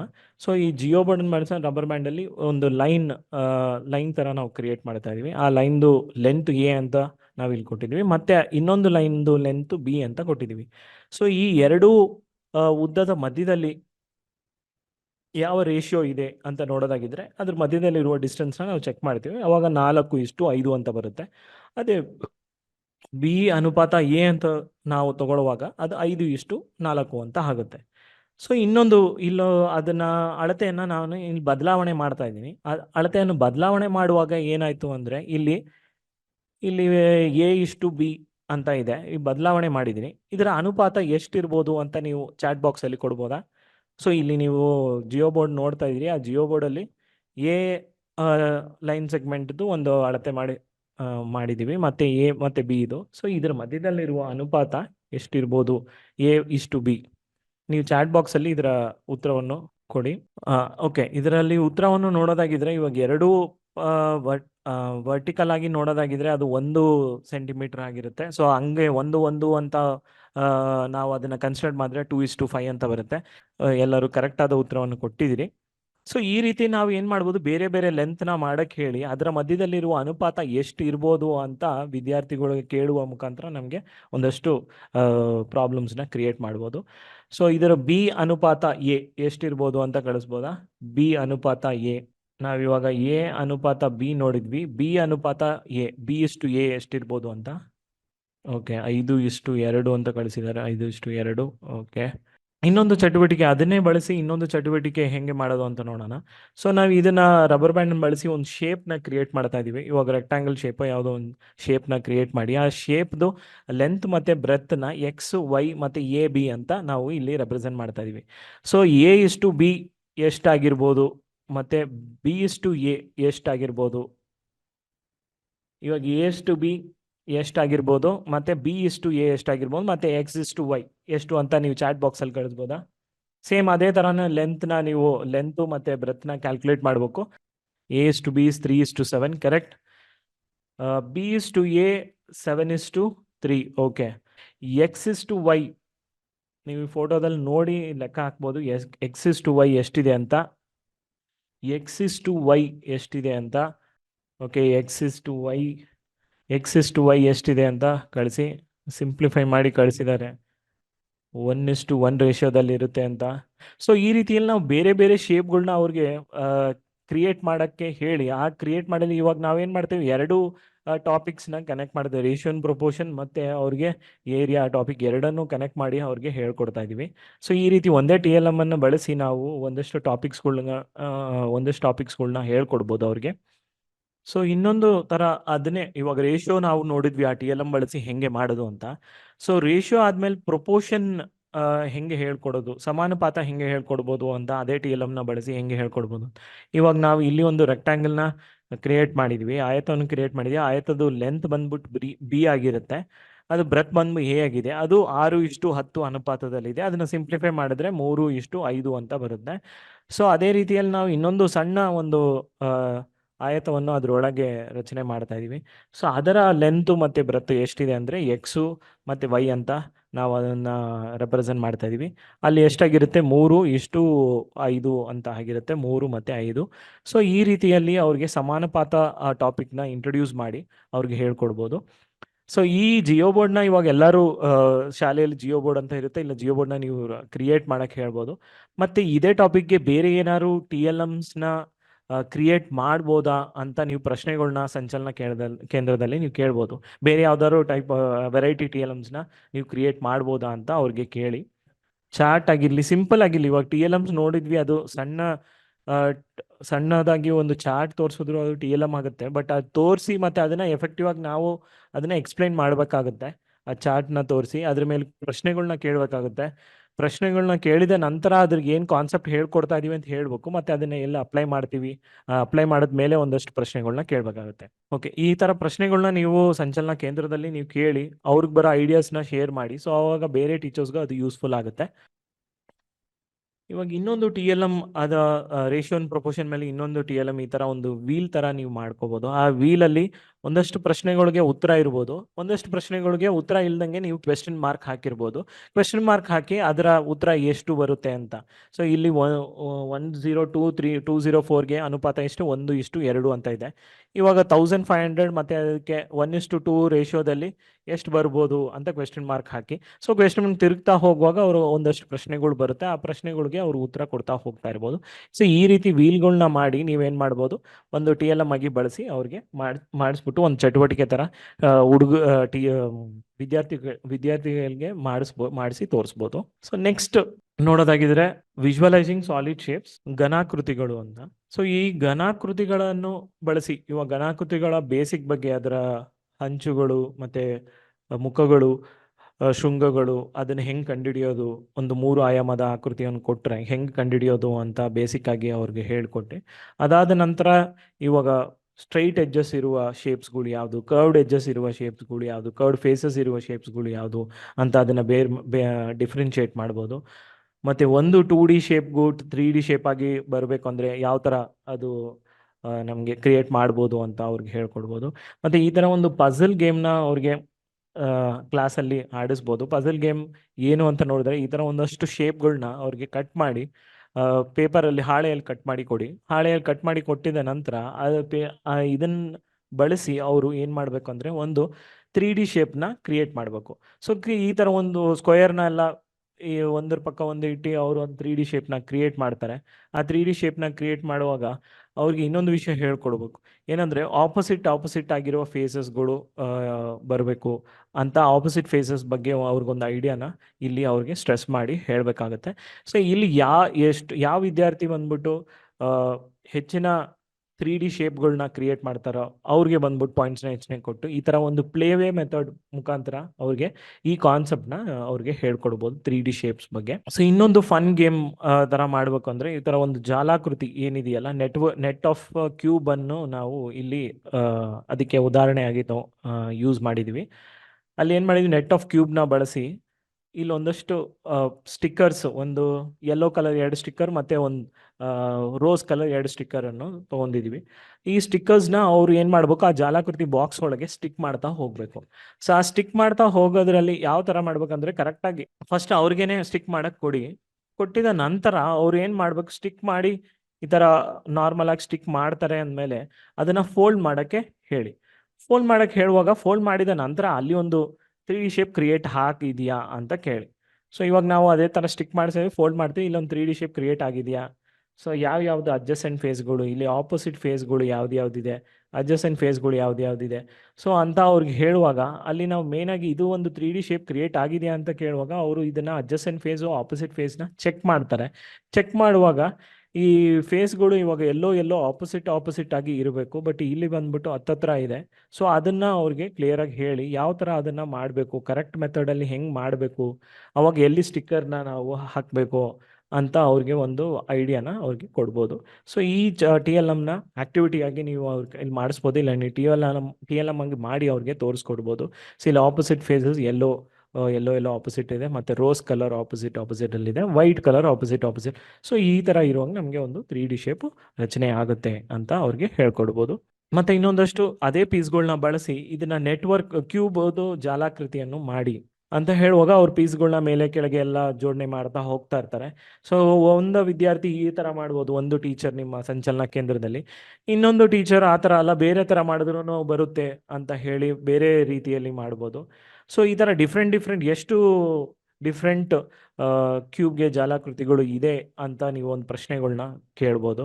ಸೊ ಅವರು ಎಲ್ಲ ಮಾಡಿ ಅದನ್ನೆಲ್ಲ ಒಂದು ನೋಟ್ಬುಕ್ಕಲ್ಲಿ ಅದನ್ನು ಟ್ರೇಸ್ ಮಾಡಿ ತೋರಿಸ್ತಾರೆ. ಸೊ ಇದನ್ನು ಒಂದು ಆ್ಯಕ್ಟಿವಿಟಿ ಥರ ನೀವು ಮಾಡಿಸ್ಬೋದು. ಮತ್ತು ಇನ್ನೊಂದು ಕ್ಯೂಬಾಯ್ಡ್ಗೆ ಈ ಥರ ರೆಕ್ಟ್ಯಾಂಗ್ಯುಲರ್ ಪೀಸ್ಗಳನ್ನ ಕಟ್ ಮಾಡಿ ಜಾಲಾಕೃತಿಯನ್ನು ಕಟ್ ಮಾಡಿ ಅದನ್ನು ಏನು ಮಾಡ್ಬೋದು, ಅದನ್ನು ಜೋಡಣೆ ಮಾಡಿ ಯಾವುದ್ರ ಪಕ್ಕ ಯಾವ್ದು ಬರಬೇಕು, ಎಷ್ಟು ಜಾಲಾಕೃತಿ ನಾವು ರಚನೆ ಮಾಡ್ಬೋದು ಅಂತ ಅವ್ರಿಗೆ ವಿಜುವಲೈಸ್ ಮಾಡೋಕ್ಕೆ ಈ ಥರ ಒಂದು ಆಟ ಮುಖಾಂತರ ಅವ್ರಿಗೆ ಪಾಠವನ್ನು ಹೇಳ್ಕೊಡ್ಬೋದು. ಸೊ ಇನ್ನೊಂದು ಅಪ್ಲಿಕೇಶನ್ ಇವಾಗೆಲ್ಲ ನಾವು ಕಲಿತಾ ಇದ್ದೀವಿ, ಇದನ್ನು ಎಲ್ಲಿ ಅಪ್ಲೈ ಮಾಡ್ತೀವಿ ಅಂತ ನೋಡೋದಾಗಿದೆ 3D ಶೇಪಲ್ಲಿ. ಇವಾಗ ಜಾಲಾಕೃತಿ ಅಪ್ಲಿಕೇಶನ್ ಎಲ್ಲಿದೆ ಅಂತ ಒಂದು ಸ್ವೀಟ್ ಬಾಕ್ಸ್ ಅನ್ನು ಕ್ರಿಯೇಟ್ ಮಾಡೋದು ಹೇಗೆ ಅಂತ, ಸ್ವೀಟ್ ಬಾಕ್ಸ್ ಇಲ್ಲ ಕೇಕ್ ಬಾಕ್ಸ್ ಆಗಿರಲಿ, ಅದನ್ನು ರಚನೆ ಮಾಡೋಕ್ಕೆ ಒಂದು A4 ಸೈಜ್ ಹಾಳೆ ತೊಗೊಂಡಿದ್ದೀವಿ. ಆ A4 ಸೈಜ್ ಹಾಳೆಯನ್ನು ಬಳಸಿ ನಾವು ಸ್ವೀಟ್ ಬಾಕ್ಸ್ನ ಹೇಗೆ ಕ್ರಿಯೇಟ್ ಮಾಡೋದು ಅಂತ ಇಲ್ಲಿ ವಿಡಿಯೋ ಹಾಕಿದ್ದೀವಿ. ಸೊ ಫಸ್ಟಿಗೆ ನಾವು ಏನು ಮಾಡ್ತೀವಿ, ಅದ್ರ ಎಲ್ಲ ಸೈಡ್ಗೂ ಒಂದು ಸಮನಾಗಿರುವ ಒಂದು ಲೈನ್ ಹಾಕೋತಾ ಇದ್ದೀವಿ. ಹಾಕೊಂಡ ನಂತರ ಏನು ಮಾಡ್ತಾ ಇದ್ದೀವಿ ಅಂದರೆ ಆ ಸೈಡ್ ಏನಿದೆಯಲ್ಲ ಲೈನ್ಗೆ ಅದಕ್ಕೆ ಅದನ್ನು ಫೋಲ್ಡ್ ಮಾಡ್ತಾ ಇದ್ದೀವಿ. ಫೋಲ್ಡ್ ಮಾಡಿ ಅದೆಲ್ಲ ಫೋಲ್ಡಿಂಗ್ ಬರೋ ಥರ ಅದೇ ರೀತಿಯಲ್ಲಿ ಪ್ರತಿಯೊಂದು 4 ಉಳಿದಿರುವ 3 ಸೈಡ್ಗೂ ಅದೇ ರೀತಿಯಲ್ಲಿ ಫೋಲ್ಡ್ ಮಾಡಿ, ಆ ಫೋಲ್ಡಿಂಗ್ ಎಲ್ಲ ಆಗಿದೆಯಲ್ಲ ಅದನ್ನು ರೈಟ್ ಸೈಡ್ ಫೋಲ್ಡಿಂಗ್ ಏನಾಗಿದೆಯಾ ಅದನ್ನು ಮತ್ತೆ ನಾವು ಈ ಲೆಫ್ಟ್ ಲೈನ್ಗೆ ನಾವು ಮತ್ತೆ ಅದನ್ನು ಫೋಲ್ಡ್ ಮಾಡಿ ಅಲ್ಲೊಂದು ಅಲ್ಲೊಂದು ಫೋಲ್ಡಿಂಗ್ನ ಕ್ರಿಯೇಟ್ ಮಾಡ್ತೀವಿ. ಆ ಫೋಲ್ಡಿಂಗ್ ಮೇಲೆ ಇನ್ನೊಂದು ಲೈನ್ ಕ್ರಿಯೇಟ್ ಮಾಡ್ತೀವಿ. ಅದೇ ರೀತಿಯಲ್ಲಿ ರೈಟಲ್ಲೂ ಮಾಡ್ತಾ ಇದ್ವಿ. ರೈಟಲ್ಲೂ ಮಾಡಿದ ನಂತರ ನಮ್ಗೆ ಏನಾಗುತ್ತೆ, ಒಂದು ಜಾಲಾಕೃತಿ ಇಲ್ಲಿ ನಮಗೆ ಕ್ರಿಯೇಟ್ ಆಗುತ್ತೆ. ಈ ಜಾಲಾಕೃತಿಯಲ್ಲಿ ನಾವು ಏನು ಮಾಡ್ತೀವಿ, ಕಾರ್ನರ್ ಸೈಜ್ ಏನಿದೆಯಲ್ಲ ಕಾರ್ನರಲ್ಲಿ ನಾವು ಕಟ್ ಮಾಡ್ತಾ ಪ್ರತಿಯೊಂದು ಕಾರ್ನರ್ನು ಕಟ್ ಮಾಡಿ ಆ ಕಾರ್ನರ್ನ ನಾವು ಗಮ್ಮನ್ನು ಬಳಸಿ ನಾವು ಅದನ್ನು ಅಂಟಿಸಿ ಇದು ಮಾಡಿದ್ರೆ ನಮಗೊಂದು ಸ್ವೀಟ್ ಬಾಕ್ಸ್ ಥರ ಕ್ರಿಯೇಟ್ ಆಗುತ್ತೆ. ಸೊ ಆ ಸ್ವೀಟ್ ಬಾಕ್ಸ್ನ ನಾವು ಯೂಸ್ ಮಾಡ್ಬೋದು. ಸ್ವೀಟ್ ಬಾಕ್ಸ್ ಆಗಿರಲಿ, ಇಲ್ಲ ಅಂದರೆ ಗಿಫ್ಟ್ ಪ್ಯಾಕ್ ಮಾಡೋಕ್ಕೆ ಆ ಗಿಫ್ಟ್ ಬಾಕ್ಸ್ ಆಗೋ ಥರನೂ ನೀವು ಅದನ್ನು ಬಳಸ್ಬೋದು.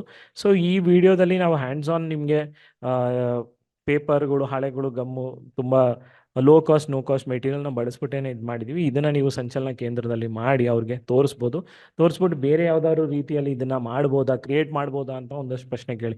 ಇದೇ ಒಂದೇ ರೀತಿ ಅಂತ ಹೇಳ್ತಾ ಇಲ್ಲ, ಇದು ಒನ್ ಆಫ್ ದ ಮೆಥಡ್. ಇದು ಬಿಟ್ಟು ಬೇರೆ ಮೆಥಡಲ್ಲೂ ಇದೇ ಥರ ಬಾಕ್ಸ್ಗಳನ್ನ ಮಾಡ್ಬೋದು. ಸೊ ಟೀಚರ್ಸು ಆ ಥರ ಮೆಥಡ್ಗಳನ್ನ ನೀವು ನಮಗೆ ಹೇಳ್ಬೋದು, ಅದು ಬೇರೆ ಟೀಚರ್ಸ್ಗೂ ಯೂಸ್ ಆಗುತ್ತೆ. ಸೊ ಮತ್ತೆ ಇನ್ನೊಂದು ಆಕ್ಟಿವಿಟಿ ಏನು ಅಂದರೆ, ಒಂದು ಡಾಟ್ ಹಾಳೆಗಳು, ಚುಕ್ಕೆ ಹಾಳೆಗಳನ್ನು ಬಳಸಿ ಅವ್ರವ್ರ ಹೆಸರುಗಳನ್ನ ಈ ರೀತಿ ಒಂದು ಐಸೋಮೆಟ್ರಿಕ್ ಶೀಟಲ್ಲಿ ಈ ರೀತಿ ಬರೀಬೇಕು. ಸೊ ಉದಾಹರಣೆಗೆ ಅಂತ ಈ ಲೆಟರ್ಸ್ಗಳು ಯಾವ ಥರ ಕಾಣಿಸ್ಬೋದು ಅಂತ ಉದಾಹರಣೆಗೆ ನಾವು ಈ ಥರ ತೋರಿಸಿದ್ದೀವಿ, A B ಯಾವ ಥರ ಕಾಣಿಸ್ಬೋದು ಅಂತ. ಸೊ ಇದನ್ನು ಹೇಗೆ ಬರೆಯೋದು ಅಂತ ನೋಡೋಣ. ಇವಾಗ ನೀವು ಒಂದು ಡಾಟ್ ಶೀಟ್ನ ತೊಗೊಂಡು ಹೋಗ್ಬೋದು, ಇಲ್ಲ ಚೌಕಳಿ ಹಾಳೆಗಳು ಆಲ್ರೆಡಿ ಸಿಗುತ್ತಲ್ಲ, ಆ ಚೌಕಳಿ ಹಾಳೆ ತೊಗೊಂಡೋಗಿ ನೀವು ಸಂಚಲನ ಕೇಂದ್ರದಲ್ಲಿ ಇದನ್ನು ಮಾಡಿಸ್ಬೋದು. ಇವಾಗ ಡಾಟ್ ಶೀಟ್ ಬಳಸಿ ಒಂದು ಸ್ಕೆಚ್ನ ಹೇಗೆ ಮಾಡೋದು ಅಂತ ನೋಡೋಣ. ಸೊ ಇವಾಗ ಡಾಟ್ ಶೀಟ್, ಸ್ಕ್ವೇರ್ ಶೀಟ್ ಅಂತ ತೊಗೊಂಡ್ರೆ ಅದ್ರ ಪ್ರತಿಯೊಂದು 4 ಡಾಟ್ಸ್ ಮಧ್ಯದಲ್ಲಿ ಒಂದು ಸ್ಕ್ವೇರ್ ಶೇಪ್ಗಳು ಇರುತ್ತೆ. ಸೊ ಅದಾದ ನಂತರ ಇಲ್ಲಿ ನಾವು ಎಕ್ಸ್ ಆಕ್ಸಿಸ್ ನೋಡಿದ್ರೆ ಎಕ್ಸ್ ಆಕ್ಸಿಸ್ ಹೊರಿಜಾಂಟಲ್ ಆಗಿರುತ್ತೆ, ಮತ್ತು ವರ್ಟಿಕಲ್ ಆಗಿ ನಮಗೆ ವೈ ಆಕ್ಸಿಸ್ ನಾರ್ಮಲ್ ಆಗಿರುತ್ತೆ. ಸೊ ಆ ಶೇಪ್ದು ಥಿಕ್ನೆಸ್ ನಾವು ನೋಡೋದಾಗಿದ್ರೆ ಅದು Z ಆಕ್ಸಿಸಲ್ಲಿ ಇರುತ್ತೆ.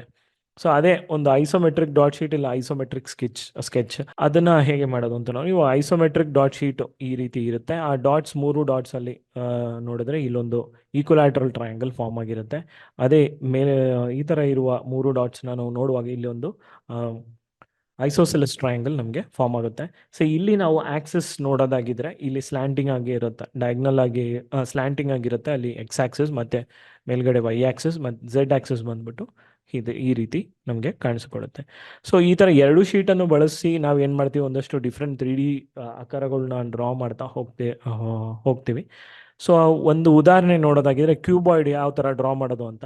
ಸೊ ಇಲ್ಲೊಂದು ಕ್ಯೂಬಾಯ್ಡ್ ಅದರ ಶೇಪ್ ಕೊಟ್ಟಿದ್ದು 5, 3 ಮತ್ತು 2. ಸೊ ಇದನ್ನು ನಾವು ಒಂದು ಡಾಟ್ ಶೀಟಲ್ಲಿ ಆಬ್ಲಿಕ್ ಸ್ಕೆಚ್ ಆಗಿ ಯಾವ ಥರ ಡ್ರಾ ಮಾಡೋದು ಅಂತ ನೋಡೋಣ. ಫಸ್ಟಿಗೆ ನಾವು ಏನು ಮಾಡಬೇಕು, ಫ್ರಂಟ್ ಆಕ್ಸಿಸ್ನ ಡ್ರಾ ಮಾಡ್ಕೋತಾ ಇದ್ವಿ. ಆಕ್ಸಿಸ್ ಡ್ರಾ ಮಾಡಿದ ನಂತರ ಇಲ್ಲಿ ಮೊದಲಿಗೆ ಫ್ರಂಟ್ ಫೇಸ್ ಒಂದು, ಮತ್ತು ಇಲ್ಲಿ ಟಾಪ್ ಫೇಸ್, ನಮಗೆ ಕಾಣಿಸ್ತಾ ಇರುವ ಫೇಸ್, ನಾವು ಈ ಕಡೆಯಿಂದ ನೋಡ್ತಾ ಇದೀವಿ ಅಂದರೆ ಇದು ಕಾಣಿಸ್ತಾ ಇರುವ ಫೇಸ್ಗಳು ಯಾವುದು ಅಂತ ನಾವು ಇಲ್ಲಿ ಸೆಲೆಕ್ಟ್ ಮಾಡ್ಕೊತಾ ಇದ್ದೀವಿ. ಅದಾದ ನಂತರ ನಮಗೆ ಇಲ್ಲಿ ಫ್ರಂಟ್ ಫೇಸ್ ಏನಿದೆಯಲ್ಲ ಆ ಫ್ರಂಟ್ ಫೇಸ್ನ ಇಲ್ಲಿ ಡ್ರಾ ಮಾಡ್ತೀವಿ. ಇವಾಗ 5 ಮತ್ತು 2, ಸೊ 5 ಮತ್ತು 2 ಅಳತೆ ಇರುವ ಒಂದು ಬಾಕ್ಸನ್ನು ನಾವು ಇಲ್ಲಿ ಹಾಕೋತಾ ಇದ್ದೀವಿ. ಸೊ ಇಲ್ಲಿ ಫ್ರಂಟ್ ಫೇಸ್ ಯಾವಾಗಲೂ ಅದರ ಲೆಂತ್ ಬಂದ್ಬಿಟ್ಟು ಪ್ರೊಪೋರ್ಷನೇಟ್ ಆಗಿ ಇರುತ್ತೆ. ಸೊ ಇಲ್ಲಿ 5 ಮತ್ತು 2 ಇರುವಾಗ ಅದೇ ಥರ ಇಲ್ಲಿ 5, 2 ಅಂತ ಇರುತ್ತೆ. ಮತ್ತು ಇದಾದ ನಂತರ ಸೈಡ್ ಫೇಸ್ನ ನಾವು ಡ್ರಾ ಮಾಡ್ಬೇಕಾದ್ರೆ ಸೈಡ್ ಫೇಸು 3 ಮತ್ತು 2. ಸೊ ಈ ಆಬ್ಲಿಕ್ ಸ್ಕೆಚಲ್ಲಿ ಸೈಡ್ ಫೇಸ್ ನಾವು 3 ಸೆಂಟಿಮೀಟರ್ ಅಂತ ನೋಡುವಾಗ ಈ 3 ಚುಕ್ಕೆಗಳಾದ್ಮೇಲೆ ಇಡಬೇಕಾ ಅಂತ ಡೌಟ್ ಬರುತ್ತೆ. ಸೊ ಇಲ್ಲಿ ನಾವು 2 ಚುಕ್ಕೆಗಳ ಅಂತ ತೊಗೊಂಡಿದ್ವಿ. ಸೊ ಇಲ್ಲೊಂದು ಸ್ಟ್ಯಾಂಡರ್ಡ್ ಮೆಷರ್ಸ್ ಇದ್ದಾವೆ, ಅದಕ್ಕೆ ಪ್ರೊಪೋರ್ಷನೇಟ್ ಆಗಿ ತೊಗೋಬೋದು. ಸೊ ಆಬ್ಲಿಕ್ ಸ್ಕೆಚಲ್ಲಿ ಇದು ಕರೆಕ್ಟಾಗಿ 3 ಡಾಟ್ಸ್ ತೊಗೊಂಡ್ರೆ ಅದ್ರ ಲೆಂತ್ ಬಂದ್ಬಿಟ್ಟು 3 ಸೆಂಟಿಮೀಟರ್ ಆಗಿರಲ್ಲ, ಬೇರೆ ಆಗಿರುತ್ತೆ. ಸೊ ಅದು ಪ್ರೊಪೋರ್ಷನೇಟ್ ಆಗಿ ನಾವು ಇಲ್ಲಿ 2 ಡಾಟ್ ಮಧ್ಯೆ 1.5 ಅಂತ ಒಂದು ಆ ಥರ ಪ್ರೊಪೋರ್ಷನೇಟ್ ಆಗಿ ತೊಗೊಂಡಿದ್ದೀವಿ. ಸೊ ಇದು ಬಂದ್ಬಿಟ್ಟು ಪ್ರೊಪೋರ್ಷನೇಟ್ ಆಗಿ ಇರೋದಿಲ್ಲ. ಮತ್ತು ಅದಾದಮೇಲೆ 2 ಮತ್ತು ಅದನ್ನು ಕಂಪ್ಲೀಟ್ ಮಾಡ್ತೀವಿ. ಟಾಪ್ ಸರ್ಫೇಸ್ ಏನಿದೆಯಲ್ಲ ಅದನ್ನು ಅದೇ ರೀತಿಯಲ್ಲಿ ಕಂಪ್ಲೀಟ್ ಮಾಡ್ತಾ ಇದ್ದೀವಿ ಶೇಪ್ನ. ಮತ್ತು ನಮ್ಗೆ ಬ್ಯಾಕ್ ಸೈಡ್ ಏನು ಕಾಣಿಸ್ತಾ ಇಲ್ವಲ್ಲ ಆ ಭಾಗಗಳನ್ನು ನಾವು ಮತ್ತೆ ಇದೇ ರೀತಿ ಗೆರೆಗಳು ಹಾಕಿ ಇಲ್ಲಿ ಕಂಪ್ಲೀಟ್ ಮಾಡ್ತಾ ಇದ್ದೀವಿ. ಮತ್ತು ಇವಾಗ ನಾವು ಕಾಣಿಸ್ತಾ ಇರುವ ಶೇಪ್ಗಳನ್ನ ಮತ್ತೆ ಡಾರ್ಕೆನ್ ಮಾಡ್ತಾ ಇದೀವಿ. ಟಾಪ್ ಫೇಸ್ ಡಾರ್ಕೆನ್ ಮಾಡಿದ್ವಿ, ಮತ್ತು ಸೈಡಲ್ಲಿರುವ ಫೇಸ್ಗಳನ್ನ ಡಾರ್ಕೆನ್ ಮಾಡ್ತಾ ಹೋಗ್ತೀವಿ. ಸೊ ಈ ರೀತಿ ಒಂದು ಯಾವುದಾದ್ರು ಒಂದು ಜಾಮೆಟ್ರಿಕಲ್ ಶೇಪ್ಗಳನ್ನ 3D ಶೇಪ್ಸ್ ಇದ್ದರೆ ಅದನ್ನು ಹೇಗೆ ಆಬ್ಲಿಕ್ ಸ್ಕೆಚಲ್ಲಿ ಬರೆಯೋದು ಅಂತ ಇಲ್ಲಿ ನೋಡಿದ್ದೀವಿ. ಅದೇ ರೀತಿಯಲ್ಲಿ ನಾವು ಅದನ್ನು ಐಸೋಮೆಟ್ರಿಕ್ ಸ್ಕೆಚಲ್ಲಿ ಹೇಗೆ ಬರೆಯೋದು ಅಂತ ನೋಡೋಣ. ಸೊ ಐಸೋಮೆಟ್ರಿಕ್ ಸ್ಕೆಚಲ್ಲಿ ಇಲ್ಲೂ ನಾವು ಆಕ್ಸಿಸ್ನ ಇಲ್ಲಿ ಫಸ್ಟು ಡ್ರಾ ಮಾಡ್ತಾ ಇದ್ವಿ. ಆಕ್ಸಿಸ್ ಡ್ರಾ ಮಾಡಿದ್ಮೇಲೆ ಫ್ರಂಟ್ ಫೇಸ್, ಇಲ್ಲೂ front face. So X axis ಮೇಲೆ ನಾವು ಫ್ರಂಟ್ ಫೇಸ್ನ ಡ್ರಾ ಮಾಡ್ತಾ ಇದ್ವಿ 5 ಮತ್ತು 2. ಸೊ 3 ಮತ್ತು 2 ಸೈಡ್ ಫೇಸ್ ಡ್ರಾ ಮಾಡುವಾಗ ಇಲ್ಲೂ 3 ಮತ್ತು 2. ಇಲ್ಲಿ ನೋಡುವಾಗ ಐಸೋಮೆಟ್ರಿಕಲ್ 3 ಡಾಟ್ಸ್ ಡಿಸ್ಟೆನ್ಸು ಕರೆಕ್ಟಾಗಿರುತ್ತೆ. ನಾವು ಡ್ರಾ ಮಾಡೋದಕ್ಕೂ ಇಲ್ಲಿ ಏನು ಅಳತೆ ಇದೆ ಇಲ್ಲಿ ಡ್ರಾ ಮಾಡಿರೋದು ಕರೆಕ್ಟ್ ಇರುತ್ತೆ. ಬಟ್ ಆಬ್ಲಿಕಲ್ಲಿ ನೋಡುವಾಗ ಅದು ಕರೆಕ್ಟ್ ಇರಲ್ಲ, ಅದು ಡಿಫ್ರೆಂಟ್ ಇರುತ್ತೆ. ಅದರಲ್ಲಿ ಏನು ಪ್ರಾಬ್ಲಮ್ ಆಗೋಲ್ಲ. ಮತ್ತು ಅದಾದಮೇಲೆ ಟಾಪ್ ಫೇಸ್ ಡ್ರಾ ಮಾಡ್ತೀವಿ, ಮತ್ತು ಕಾಣದೇ ಇರೋ ಫೇಸ್ ಡ್ರಾ ಮಾಡ್ತೀವಿ, ಮತ್ತು ಅದನ್ನು ಕಾಣಿಸದೇ ಇರುವ ಫೇಸನ್ನು ನಾವು ಏನು ಮಾಡ್ತೀವಿ, ಡಾರ್ಕನ್ ಮಾಡ್ತಾ ಹೋಗ್ತೀವಿ. ಸೊ ಈ ರೀತಿ ನಾವು ಶೇಪ್ನ ಐಸೋಮೆಟ್ರಿಕ್ ಸ್ಕೆಚಲ್ಲಿ ಡ್ರಾ ಮಾಡ್ಬೋದು. ಸೊ ಇದು ಒಂದು ಆ್ಯಕ್ಟಿವಿಟಿಯಾಗಿ ನೀವು ಇವಾಗ ಮ್ಯಾಕ್ಸ್ MATHS ಅಂತ ನಾವು ಇಲ್ಲಿ ಡ್ರಾ ಮಾಡಿದ್ವಿ ಥಿಕ್ನೆಸ್ಸಲ್ಲಿ. ಸೊ ಇದೇ ಥರ ಅವ್ರ ಹೆಸರನ್ನು ನೀವು ಡ್ರಾ ಮಾಡಲಿಕ್ಕೆ ಅವ್ರಿಗೆ ಹೇಳ್ಬೋದು. ಸೊ ಈ ಥರ ಡಾಟ್ ಶೀಟ್ನ ಕೊಟ್ಟು ಅವ್ರ ಹೆಸರನ್ನು ಡ್ರಾ ಮಾಡೋಕ್ಕೆ ಹೇಳಿ. ಸೊ ಅವರು ಚೆನ್ನಾಗಿ ಡ್ರಾ ಮಾಡ್ತಾರೆ. ಸೊ ಅದನ್ನು ಮಾಡಿ ಈ ಥರ ಐಸೋಮೆಟ್ರಿಕ್ ಡಾಟ್ ಶೀಟ್ ಸಿಕ್ತು ಅಂದರೆ ನೀವು ಮಾಡ್ಬೋದು. ಇಲ್ಲಾಂದರೆ ಅದನ್ನು ಡೌನ್ಲೋಡ್ ಮಾಡಿ ಪ್ರಿಂಟ್ಔಟ್ ತೆಗೆದು ಐಸೋಮೆಟ್ರಿಕ್ಸ್ಗೆ ಒಂದು ಡಾಟ್ ಶೀಟನ್ನು ಕೊಟ್ಟು ಅದರಲ್ಲೂ ಅವರ ಹೆಸರನ್ನು ಬರೆಯಲಿಕ್ಕೆ ಹೇಳಿ. ಸೊ ಈ ರೀತಿ ದೂರ ಇರ್ಬೋದು, ಇಲ್ಲ ಹತ್ತತ್ರ ಇರ್ಬೋದು, ಆ ಥರ ಡಿಫ್ರೆಂಟ್ ಮೆಥಡಲ್ಲಿ ಸೊ ಅವ್ರಿಗೆ ಹೇಳ್ಕೊಡ್ಬೋದು. ಸೊ ಇದಾದ ನಂತರ ಇನ್ನೊಂದು ವಿಷಯ ವಿಜುವಲೈಸಿಂಗ್ ಸಾಲಿಡ್ ಶೇಪ್ ಅಂದರೆ ಶ್ಯಾಡೋ ಪ್ಲೇ. ನಾವು ಯಾವುದಾದ್ರು ಒಂದು ಆಕೃತಿಯನ್ನು ಒಂದು 3D ಶೇಪನ್ನು ಒಂದು ಲೈಟ್ ಮುಂದೆ ಇಡ್ತಾ ಇದೀವಿ, ಇಲ್ಲ ಲೈಟ್ ಮುಂದೆ ಆ ಶೇಪ್ ಇದೆ, ಆ ಶೇಪಿಂದ ಫಾರ್ಮ್ ಆಗುವ ಶ್ಯಾಡೋ ಯಾವ ಥರ ಕಾಣಿಸುತ್ತೆ. ಇವಾಗ ನಾವು ಅದನ್ನು ಬೇರೆ ಬೇರೆ ರೀತಿಯಲ್ಲಿ ಇಡುವಾಗ ಅದರ ಶೇಪ್ ಬೇರೆ ಬೇರೆ ರೀತಿಯಲ್ಲಿ ಕಾಣಿಸ್ಬೋದು. ಫ್ರಂಟ್ ಫೇಸು, ಟಾಪ್ ವ್ಯೂ, ಇಲ್ಲ ಸೈಡ್ ವ್ಯೂ, ಬಾಟಮ್ ವ್ಯೂ, ಬೇರೆ ಬೇರೆ ಶೇಪ್ಗಳು ಕಾಣಿಸ್ಬೋದು. ಸೊ ಅದಕ್ಕೆ ಯಾವ TLM ಮಾಡ್ಕೋಬೋದು ಅಂತ ನೋಡಿದ್ರೆ ಈ ಥರ ಒಂದು TLMನ ನೀವು ತರಗತಿಯಲ್ಲಿ ಮಾಡ್ಕೋಬೋದು. ಒಂದು ಪೇಪರು ಮತ್ತು ಅದ್ರ ಮಧ್ಯದಲ್ಲಿ ಪೇಪರು, ಅದ್ರ ಹಿಂದೆ ನಾವು ಏನು ಮಾಡಿದ್ದೀವಿ ಅಂದರೆ ಒಂದು ಮೊಬೈಲ್ ಲೈಟನ್ನು ಇಟ್ಟಿದ್ದೀವಿ. ಸೊ ಈ ಪೇಪರ್ ಮಧ್ಯದಲ್ಲಿ ಸ್ಟ್ಯಾಂಡ್ ಥರ ಇಟ್ಟಿದ್ದೀವಿ. ಆ ಮೊಬೈಲ್ಗೂ ಪೇಪರ್ಗೂ ಮಧ್ಯದಲ್ಲಿ ಒಂದು ಶೇಪ್ನ ಅಲ್ಲಿ ನಾವು ತೊಗೊಂಡಿದ್ದೀವಿ. ಆ ಶೇಪ್ನ ಇವಾಗ ಅಲ್ಲಿ ಲೈಟ್ ಆನ್ ಮಾಡಿದ ಕೂಡಲೇ ಆ ಶೇಪ್ದು ಶ್ಯಾಡೋ ಇಲ್ಲಿ ಕಾಣಿಸ್ತಾ ಇರುತ್ತೆ. ಸೊ ಹುಡುಗರಿಗೆ ಕೇಳ್ಬೋದು ಯಾವ ಶೇಪ್ ಇಲ್ಲಿ ಕಾಣಿಸ್ತಾ ಇದೆ ಅಂತ. ಸೊ ಮೆಂಟರ್ಸ್ ಇದು ಯಾವ ಶೇಪು ಅಂತ ಗೆಸ್ ಮಾಡ್ಬೋದಾ ನೀವು? ಯಾವ ಶೇಪ್ನ ನಾವು ಇಲ್ಲಿ 3D ಶೇಪ್, ತಪ್ಪಾದರೂ ಪರವಾಗಿಲ್ಲ, ಯಾವ ಶೇಪು ಅಂತ ಗೆಸ್ ಮಾಡಿ ನಾನು ಇವಾಗ ಅದ್ರ ಶೇಪ್ನ ಬೇರೆ ಬೇರೆ ವ್ಯೂಸಲ್ಲಿ ಅದನ್ನು ಇಡ್ತಾ ಹೋಗ್ತೀನಿ. ಸೊ ಇದು ಇನ್ನೊಂದು ವ್ಯೂವಲ್ಲಿ ಇಡ್ತಾ ಇದ್ದೀನಿ, ಮತ್ತು ಇದನ್ನು ಇನ್ನೊಂದು ವ್ಯೂವಲ್ಲಿ ಇಡ್ತಾ ಇದ್ದೀನಿ. ಸೊ ಇದು ಯಾವ ಶೇಪ್ ಆಗಿರ್ಬೋದು ಅಂತ ಗೆಸ್ ಮಾಡ್ಬೋದಾ? ಸೊ ಈ ರೀತಿ ನಾವು ಪ್ರಶ್ನೆಗಳನ್ನ ಟೀಚರ್ಸ್ಗೂ ನೀವು ಸಂಚಲನ ಕೇಂದ್ರದಲ್ಲಿ ಶೇಪ್ಗಳನ್ನ ಇಟ್ಬಿಟ್ಟು ಕೇಳ್ಬೋದು. ಇನ್ನೊಂದು ಸ್ವಲ್ಪ ಕಾಂಪ್ಲಿಕೇಟ್ ಮಾಡಬೇಕು ಅಂದರೆ 3 ಶೇಪ್ಗಳನ್ನ ಇಟ್ಬಿಟ್ಟು ಕೇಳಿ. ನೋಡೋಣ ನೆಕ್ಸ್ಟ್ ಪ್ರಶ್ನೆ ಯಾವುದು ಅಂತ. ಸೊ ಇನ್ನೊಂದು ಶೇಪ್ ನಾವು ಇಲ್ಲಿ ಇಟ್ಟಿದ್ವಿ, ಈ ಶೇಪ್ ಯಾವುದು ಅಂತ ನೀವು ಗೆಸ್ ಮಾಡ್ಬೋದಾ? ಇದು ಸಿಲಿಂಡರ್ ಶೇಪಲ್ಲಿದೆ. ಸೊ ನೆಕ್ಸ್ಟ್ ಶೇಪ್ ಯಾವುದು ಅಂತ ಗೆಸ್ ಮಾಡಿ. ಸೊ ಇಲ್ಲಿ ಒಂದು ಸ್ವಲ್ಪ ಕಾಂಪ್ಲಿಕೇಟ್ ಮಾಡಕ್ಕೆ ನಾನು ಏನು ಮಾಡಿದ್ದೀನಿ, ಇಲ್ಲೇ ಸ್ಟಾಪ್ ಮಾಡಿದ್ದೀನಿ. ಈ ಶೇಪ್ ಯಾವ್ದು ಇರ್ಬೋದು ಅಂತ ಗೆಸ್ ಮಾಡಿ. ಇನ್ನೊಂದು ಸ್ವಲ್ಪ ವಿಡಿಯೋ ರನ್ ಮಾಡಿ ನೋಡೋಣ. ಮತ್ತೆ ಅದು ಟ್ರಯಾಂಗಲ್ ಶೇಪಲ್ಲೇ ಕಾಣಿಸ್ತಾ ಇದೆ. ಓಕೆ, ಟ್ರಯಾಂಗಲ್ ಶೇಪಲ್ಲಿದೆ, ಮತ್ತೆ ಅದು ಟ್ರಯಾಂಗಲ್ ಶೇಪಲ್ಲೇ ಇದೆ, ಮತ್ತೆ ಅದು ಟ್ರಯಾಂಗಲ್ ಶೇಪಲ್ಲೇ ಇದೆ. ಸೊ ಓಕೆ, ಕರೆಕ್ಟಾಗಿ ಗೆಸ್ ಮಾಡಿದಿರಿ, ಇಟ್ ಇಸ್ ಅ ಪಿರಮಿಡ್ ಅಂತ. ಇವಾಗ ನೆಕ್ಸ್ಟ್ ಇಲ್ಲಿ 3 ಶೇಪ್ಗಳು ಇದಾವೆ. ಈ 3 ಶೇಪಲ್ಲಿ ಫಸ್ಟ್ ಶೇಪ್ ಯಾವುದು, ಸೆಕೆಂಡ್ ಶೇಪ್ ಯಾವುದು, ಥರ್ಡ್ ಶೇಪ್ ಯಾವುದು ಅಂತ ಗೆಸ್ ಮಾಡ್ಬೋದಾ? ಫಸ್ಟ್ ಶೇಪ್ ಏನು, ಸೆಕೆಂಡ್ ಶೇಪ್ ಏನು, ಥರ್ಡ್ ಶೇಪ್ ಯಾವುದು ಅಂತ ಗೆಸ್ ಮಾಡಕ್ ಟ್ರೈ ಮಾಡಿ. ಸೊ ಒಂದು ಸ್ವಲ್ಪ ಕಾಂಪ್ಲಿಕೇಟ್ ಮಾಡಬೇಕು ಅಂದ್ರೆ ಈ ತರ ನಾವು 3 ಶೇಪ್ ಇಡ್ತಾ ಇದೀವಿ. ಇಲ್ಲಿ ಫಸ್ಟ್ ಶೇಪು ಟ್ರಯಾಂಗಲ್ ಶೇಪಲ್ಲಿ ಇದೆ, ಮೂರನೇ ಶೇಪು ಮೂರನೇ ಶೇಪ್ ಶ್ಯಾಡೋ ಟ್ರಯಾಂಗಲ್ ಶೇಪಲ್ಲಿ ಇದೆ. ಸೊ ಇದರಲ್ಲಿ ಫಸ್ಟ್ನೇದು ಯಾವುದು, ಎರಡನೇದು ಯಾವುದು ಅನ್ನೋದು ಒಂದು ಸ್ವಲ್ಪ ಕನ್ಫ್ಯೂಷನ್ ಆಗುತ್ತೆ. ಸೊ ಇಲ್ಲಿ ನಾವು ಕ್ಯೂಬಾಯ್ಡ್ ಮಾಡುವಾಗ್ಲೂ ಕ್ಯೂಬಾಯ್ಡ್ ಪಕ್ಕದಲ್ಲಿ ಇಡುವಾಗ ಅಲ್ಲೂ ನೀವು ಈ ತರ ಒಂದು ಇದನ್ನ ಕ್ರಿಯೇಟ್ ಮಾಡ್ಬೋದು. ಸೊ ಇಲ್ಲಿ ನೋಡೋದಾಗಿದ್ರೆ ನಾವು ಒಂದು ಪಿರಮಿಡ್ ಅಂತ ತಗೊಂಡಿವಿ, ಟ್ರಯಾಂಗ್ಯುಲರ್ ಪಿರಮಿಡ್ ಅಂತ. ಸೊ ಈ ತರ ಗೆಸಸ್ಗಳನ್ನ ಅವ್ರಿಗೆ ಮಾಡಕ್ ಹೇಳ್ಬೋದು, ಮಾಡಿ ಅವ್ರಿಗೆ ಯಾವ ತರ ಒಂದೊಂದು ಶೇಪ್ ಯಾವ ರೀತಿ ನಮ್ಗೆ ಕಾಣಿಸುತ್ತೆ ಅಂತ ಅವ್ರಿಗೆ ಹೇಳಕ್ ಹೇಳ್ಬೋದು. ಸೊ ಇಲ್ಲೂ ನಾವು ಒಂದಷ್ಟು ಶೇಪ್ಗಳನ್ನ ಬಳಸಿದೀವಿ. ಆ ಶೇಪ್ಗಳು ಯಾವ್ದು ಅಂತ ಇಲ್ಲಿ ತೋರಿಸ್ತಾ ಇದೀವಿ. ಒಂದು ಇರೇಸರು ಮತ್ತೆ ಒಂದು ಶಾರ್ಪ್ನರ್ ತಗೊಂಡು ಅದ್ರ ಶ್ಯಾಡೋ ಹಿಂಗೆ ಕಾಣಿಸುತ್ತೆ ಅಂತ. ಇವಾಗ ನೀವು ಕೋನ್ ಬಾಟಮ್ ವ್ಯೂ ಮತ್ತೆ ಸಿಲಿಂಡರ್ ಬಾಟಮ್ ವ್ಯೂ ಎರಡೂ ನೋಡಿದ್ರೆ ನಮಗೆ ಸರ್ಕಲ್ ಶೇಪಲ್ಲೇ ಇರುತ್ತೆ. ಬಟ್ ಅದನ್ನ ನಾವು ಬೇರೆ ವ್ಯೂ ಅಲ್ಲಿ ಇಡುವಾಗ ನಮಗೆ ಅದರ ಶೇಪ್ ಚೇಂಜ್ ಆಗುತ್ತೆ. ಸೊ ಈ ರೀತಿ ಅವ್ರಿಗೆ ಒಂದು ಸ್ವಲ್ಪ ಕನ್ಫ್ಯೂಸ್ ಮಾಡೋಕ್ಕೂ ಮತ್ತೆ ಅವ್ರಿಗೆ ಒಂದು ಸ್ವಲ್ಪ ಡಿಫಿಕಲ್ಟ್ ಮಾಡೋಕ್ಕೂ ನೀವು ಈ ಥರ ಶೇಪ್ಗಳನ್ನ ಬಳಸ್ಬೋದು. ಸೊ ಈ ರೀತಿ ನಾವು ಆ ಶ್ಯಾಡೋ ಪ್ಲೇನ ಬಳಸ್ಬೋದು. ಸೊ ಇದಾದ ನಂತರ ಒಂದು ICT ರಿಸೋರ್ಸಸ್, ಲಾಸ್ಟ್ ಟೈಮ್ ಇವಾಗೆಲ್ಲ ನೀವು ಸೈನ್ಸಲ್ಲಿ ಒಂದು ಹೋಲೋಗ್ರಾಮಿಕ್ ಎಫೆಕ್ಟ್ ಮಾಡಿರ್ತೀರಿ ಅಂತ ಕಾಣಿಸುತ್ತೆ. ನಿಮ್ಮ ಸೈನ್ಸ್ ಟೀಚರ್ ಮೆಂಟರ್ಸು ಹೋಲೋಗ್ರಾಮ್ ಮಾಡಿದ್ರು. ಸೊ ಅದೇ ಥರ ಈ ಒಂದು ಯೂಟ್ಯೂಬ್ ಲಿಂಕನ್ನು ಇಲ್ಲಿ ಹಾಕಿದ್ವಿ. ಆ ಯೂಟ್ಯೂಬ್ ಲಿಂಕಲ್ಲಿ ನೀವು ನೋಡಿದ್ರೆ ಈ ಥರ ಒಂದು ಅದೇ ಸೇಮ್ ಹೋಲೋಗ್ರಾಮ್ನ ಬಳಸಿ ನೀವು ಅದನ್ನು 3D ಶೇಪ್ಗಳನ್ನ 3 ಆಯಾಮದ ಆಕೃತಿಯನ್ನು ಆ ಹೋಲೋಗ್ರಾಮಿಕ್ ಎಫೆಕ್ಟಲ್ಲಿ ಟೀಚರ್ಸ್ಗೆ ಇಲ್ಲ ಸ್ಟೂಡೆಂಟ್ಸ್ಗೆ ತೋರಿಸ್ಬೇಕಂದ್ರೆ ಈ ಯೂಟ್ಯೂಬ್ ಈ ಲಿಂಕ್ನ ಯೂಸ್ ಮಾಡ್ಬೋದು. ಸೊ ಆ ಯೂಟ್ಯೂಬ್ ಲಿಂಕ್ ಬಂದ್ಬಿಟ್ಟು ನಿಮಗೆ ಅದು ಆ ವಿಡಿಯೋಗೆ ನಿಮ್ಮನ್ನ ಕನೆಕ್ಟ್ ಮಾಡುತ್ತೆ. ಸೊ ಇದನ್ನು ನೀವು ವಿಡಿಯೋದಲ್ಲಿ ನೋಡಿ, ಆಲ್ರೆಡಿ ವಿಡಿಯೋದಲ್ಲಿ ಕಳಿಸಿದ್ವಿ, ಅದರಲ್ಲಿ ನೋಡ್ಬೋದು. ಮತ್ತೆ ಲಾಸ್ಟ್ ಟೈಮ್ ನೋಡಿದಾಗೆ ಪ್ರತಿಯೊಂದು ಚಾಪ್ಟರ್ಸ್ಗೂ ನಾವು ಏನು ಮಾಡಿದ್ವಿ ಅಂದರೆ ಪ್ರತಿಯೊಂದು ಚಾಪ್ಟರ್ಸ್ಗೆ ಈ ಥರ ಒಂದು ಕಾನ್ಸೆಪ್ಟ್ ಮ್ಯಾಪ್ನ ರೆಡಿ ಮಾಡ್ಕೋತಾ ಇದ್ವಿ. ಕಾನ್ಸೆಪ್ಟ್ ಮ್ಯಾಪ್ ಯಾಕೆ ಅಂದರೆ ಇವಾಗ ಯಾವುದೋ ಒಂದು ಇವಾಗ ರಿವೈಸ್ ಮಾಡ್ಕೊಂಡಿದ್ದೀವಿ ಟ್ಯಾನ್ಗ್ರಾಮ್ಸ್ ಬಗ್ಗೆ. ಟ್ಯಾನ್ಗ್ರಾಮ್ಸಲ್ಲಿ ಯಾವುದಿದೆ, ಟ್ಯಾನ್ಗ್ರಾಮ್ಸು ಮತ್ತು ವಿನ್ಯಾಸ ಇದೆ. ಟ್ಯಾನ್ಗ್ರಾಮ್ಸಲ್ಲಿ ಎಷ್ಟು ಅಂದರೆ 7 ಪೀಸ್ಗಳು ಇರ್ತವೆ. ಅದರಲ್ಲಿ ಒಂದು ಪ್ಯಾರಲೋಗ್ರಾಮ್, 5 ಟ್ರಯಾಂಗಲ್, ಒಂದು ಸ್ಕ್ವೇರು. ಟ್ರಯಾಂಗಲಮ್ ಅಂದರೆ ಏನು, ಪ್ರಾಬ್ಲಮ್ಯಾಟಿಕ್ ಪಜಲ್ ಆಗಿರುತ್ತೆ. ಆದರೆ ವಿನ್ಯಾಸ ಅಂದರೆ ಏನು, ಅದನ್ನು ಒಂದು ಶೇಪ್ಗಳನ್ನ ರಿಪೀಟೆಡ್ ಆಗಿ ನಾವು ಇಡ್ತಾ ಹೋಗ್ತೀವಿ, ಅದು ವಿನ್ಯಾಸ ಆಗುತ್ತೆ. ಅದರಲ್ಲಿ ಯುಕ್ಲಾಟ್ರಲ್ ಟ್ರಯಾಂಗಲು, ರೆಗ್ಯುಲರ್ ಹೆಕ್ಸಾಗನ್, ಮತ್ತು ಅದರಲ್ಲಿ ಯಾವ ಥರ ಒಂದು ಎಕ್ಸಾಂಪಲ್ ಉದಾಹರಣೆ ಹಾಕೊಂಡು ಈ ಥರ ಒಂದು ಕಾನ್ಸೆಪ್ಟ್ ಮ್ಯಾಪ್ ಮಾಡಿದ್ವಿ. ಅದೇ ಥರ ಪ್ಯಾಟರ್ನ್ಸು ವಿನ್ಯಾಸದಲ್ಲಿ ನೋಡಿದ್ರೆ ಈ ಥರ ಒಂದು ಕಾನ್ಸೆಪ್ಟ್ ಮ್ಯಾಪ್ ಮಾಡಿದ್ದೀವಿ. ಪ್ರಾಯೋಗಿಕ ರೇಖಾಗಣಿತ, ಪ್ರಾಕ್ಟಿಕಲ್ ಜಾಮಿಟ್ರಿಯಲ್ಲಿ ಯಾವ್ಯಾವ ಆ ತರಗತಿಯಲ್ಲಿ ಯಾವುದು ಕನೆಕ್ಟ್ ಆಗುತ್ತೆ ಅಂತ ಒಂದು ರಿವಿಷನ್ ಮಾಡೋಕ್ಕೆ ಒಂದು ತರಗತಿಯಲ್ಲಿ ನಾವು ಒಂದು ಏನು ಮಾಡಿದ್ವಿ, ಆ ಚಾಪ್ಟರ್ ಮುಗಿಸಿದೀವಿ. ಅದು ಕಂಪ್ಲೀಟ್ ಮಾಡಿದ ನಂತರ ಇದನ್ನು ರಿವಿಷನ್ ಮಾಡೋಕ್ಕೆ ಒಂದು ಟೂಲ್ ಥರ ಯೂಸ್ ಮಾಡ್ಬೋದು. ಇಲ್ಲ ಅಸೆಸ್ಮೆಂಟ್ ಮಾಡೋಕ್ಕೂ ವಿದ್ಯಾರ್ಥಿಗಳಿಗೆ ಒಂದು ಚಾಪ್ಟರ್ ಆದಮೇಲೆ ನೀವು ಇದನ್ನು ಒಂದು ಅಸೆಸ್ಮೆಂಟ್ ಮಾಡೋಕ್ಕೆ ಕಾನ್ಸೆಪ್ಟ್ ಮ್ಯಾಪ್ ಕ್ರಿಯೇಟ್ ಮಾಡಿ ಅಂತ ಹೇಳ್ಬೋದು. ಇಲ್ಲ ಟೀಚರ್ ಕ್ರಿಯೇಟ್ ಮಾಡಿದ್ರು ಅವ್ರಿಗೂ ಒಂದು ಐಡಿಯಾ ಸಿಗುತ್ತೆ. ಸೊ ಸಾಲಿಡ್ಸ್ ಮೇಲೆ ಈ ಥರ ಒಂದು ಕಾನ್ಸೆಪ್ಟ್ ಮ್ಯಾಪ್ ಮಾಡಿ ನೋಡಿದ ಕೂಡಲೇ ಫುಲ್ ಚಾಪ್ಟರ್ದು ಒಂದು ಓವರ್ ವ್ಯೂ ನಮಗೆ ಸಿಗ್ತಾ ಹೋಗುತ್ತೆ. ಇದನ್ನು ಬಳಸ್ಕೊಂಡು ಇದನ್ನು TLM ಆಗಿ ನಾವು ಬಳಸಿ ನಾವು ಅವ್ರಿಗೆ ಕ್ಲಾಸ್ನ ಹೇಳ್ಬೋದು. ಬೇಗ ನಮಗೆ ಚಾಪ್ಟರ್ಸು ಬೇಗ ಕಂಪ್ಲೀಟ್ ಆಗುತ್ತೆ, ಅವ್ರಿಗೂ ಒಂದು ಮೆಂಟಲ್ ಪಿಕ್ಚರು ಸಿಗ್ತಾ ಹೋಗುತ್ತೆ. ಸೊ ಅದಕ್ಕೆ ರಿಲೇಟೆಡ್ ಆಗಿ ಒಂದಷ್ಟು ಕಾನ್ಸೆಪ್ಟ್ ಮ್ಯಾಪ್ ಹಾಕಿದ್ವಿ, ಇದನ್ನು ನೀವು ಯೂಸ್ ಮಾಡ್ಕೋಬೋದು. ಸೊ ಇದಾದ ನಂತರ ನೆಕ್ಸ್ಟ್ ನಮಗೆ ಇವಾಗ ಕ್ವಿಸ್ ರಸಪ್ರಶ್ನೆಗಳು, ಇವಾಗ ಸಂಚಲನ ಇದರಲ್ಲಿ ರಸಪ್ರಶ್ನೆ ಕ್ವಿಸ್ ಮತ್ತೆ ಕ್ವಿಸ್ ಪ್ರಶ್ನೆಗಳು ಯಾವ ತರ ಇರುತ್ತೆ ಅಂತ ಇವಾಗ ಚರ್ಚೆ ಮಾಡುವ. ಇವಾಗ ಅಧಿವೇಶನದ ಪೂರ್ವ ರಸಪ್ರಶ್ನೆ ಭಾಗವನ್ನು ನೋಡೋಣ.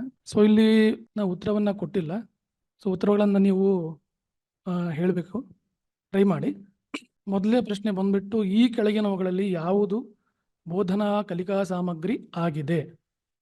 ಸೊ ಇಲ್ಲಿ 4 ಒಂದು ಆಪ್ಷನ್ ಕೊಟ್ಟಿದ್ದೇವೆ: ಪಠ್ಯಪುಸ್ತಕ, ಯೂಟ್ಯೂಬ್ ವಿಡಿಯೋಗಳು, ಕಾರ್ಯರೂಪ ಮಾದರಿಗಳು ಮತ್ತು ಚಾರ್ಟ್ಗಳು. ಸೊ ಇಲ್ಲಿ ಟೀಚರ್ಸ್ ಒಂದಕ್ಕಿಂತ ಹೆಚ್ಚು ಆಯ್ಕೆಗಳನ್ನು ಅವರು ಇಲ್ಲಿ ಗುರುತಿಸಬಹುದು. ಸೊ ರಾಧಿಕಾ ಮೇಡಮ್ ಹೇಳ್ತಾ ಇದ್ದಾರೆ ಆಲ್ ರಿಸೋರ್ಸಸ್ ಆರ್ TLMs ಅಂತ ಹೇಳ್ತಾ ಇದ್ದಾರೆ.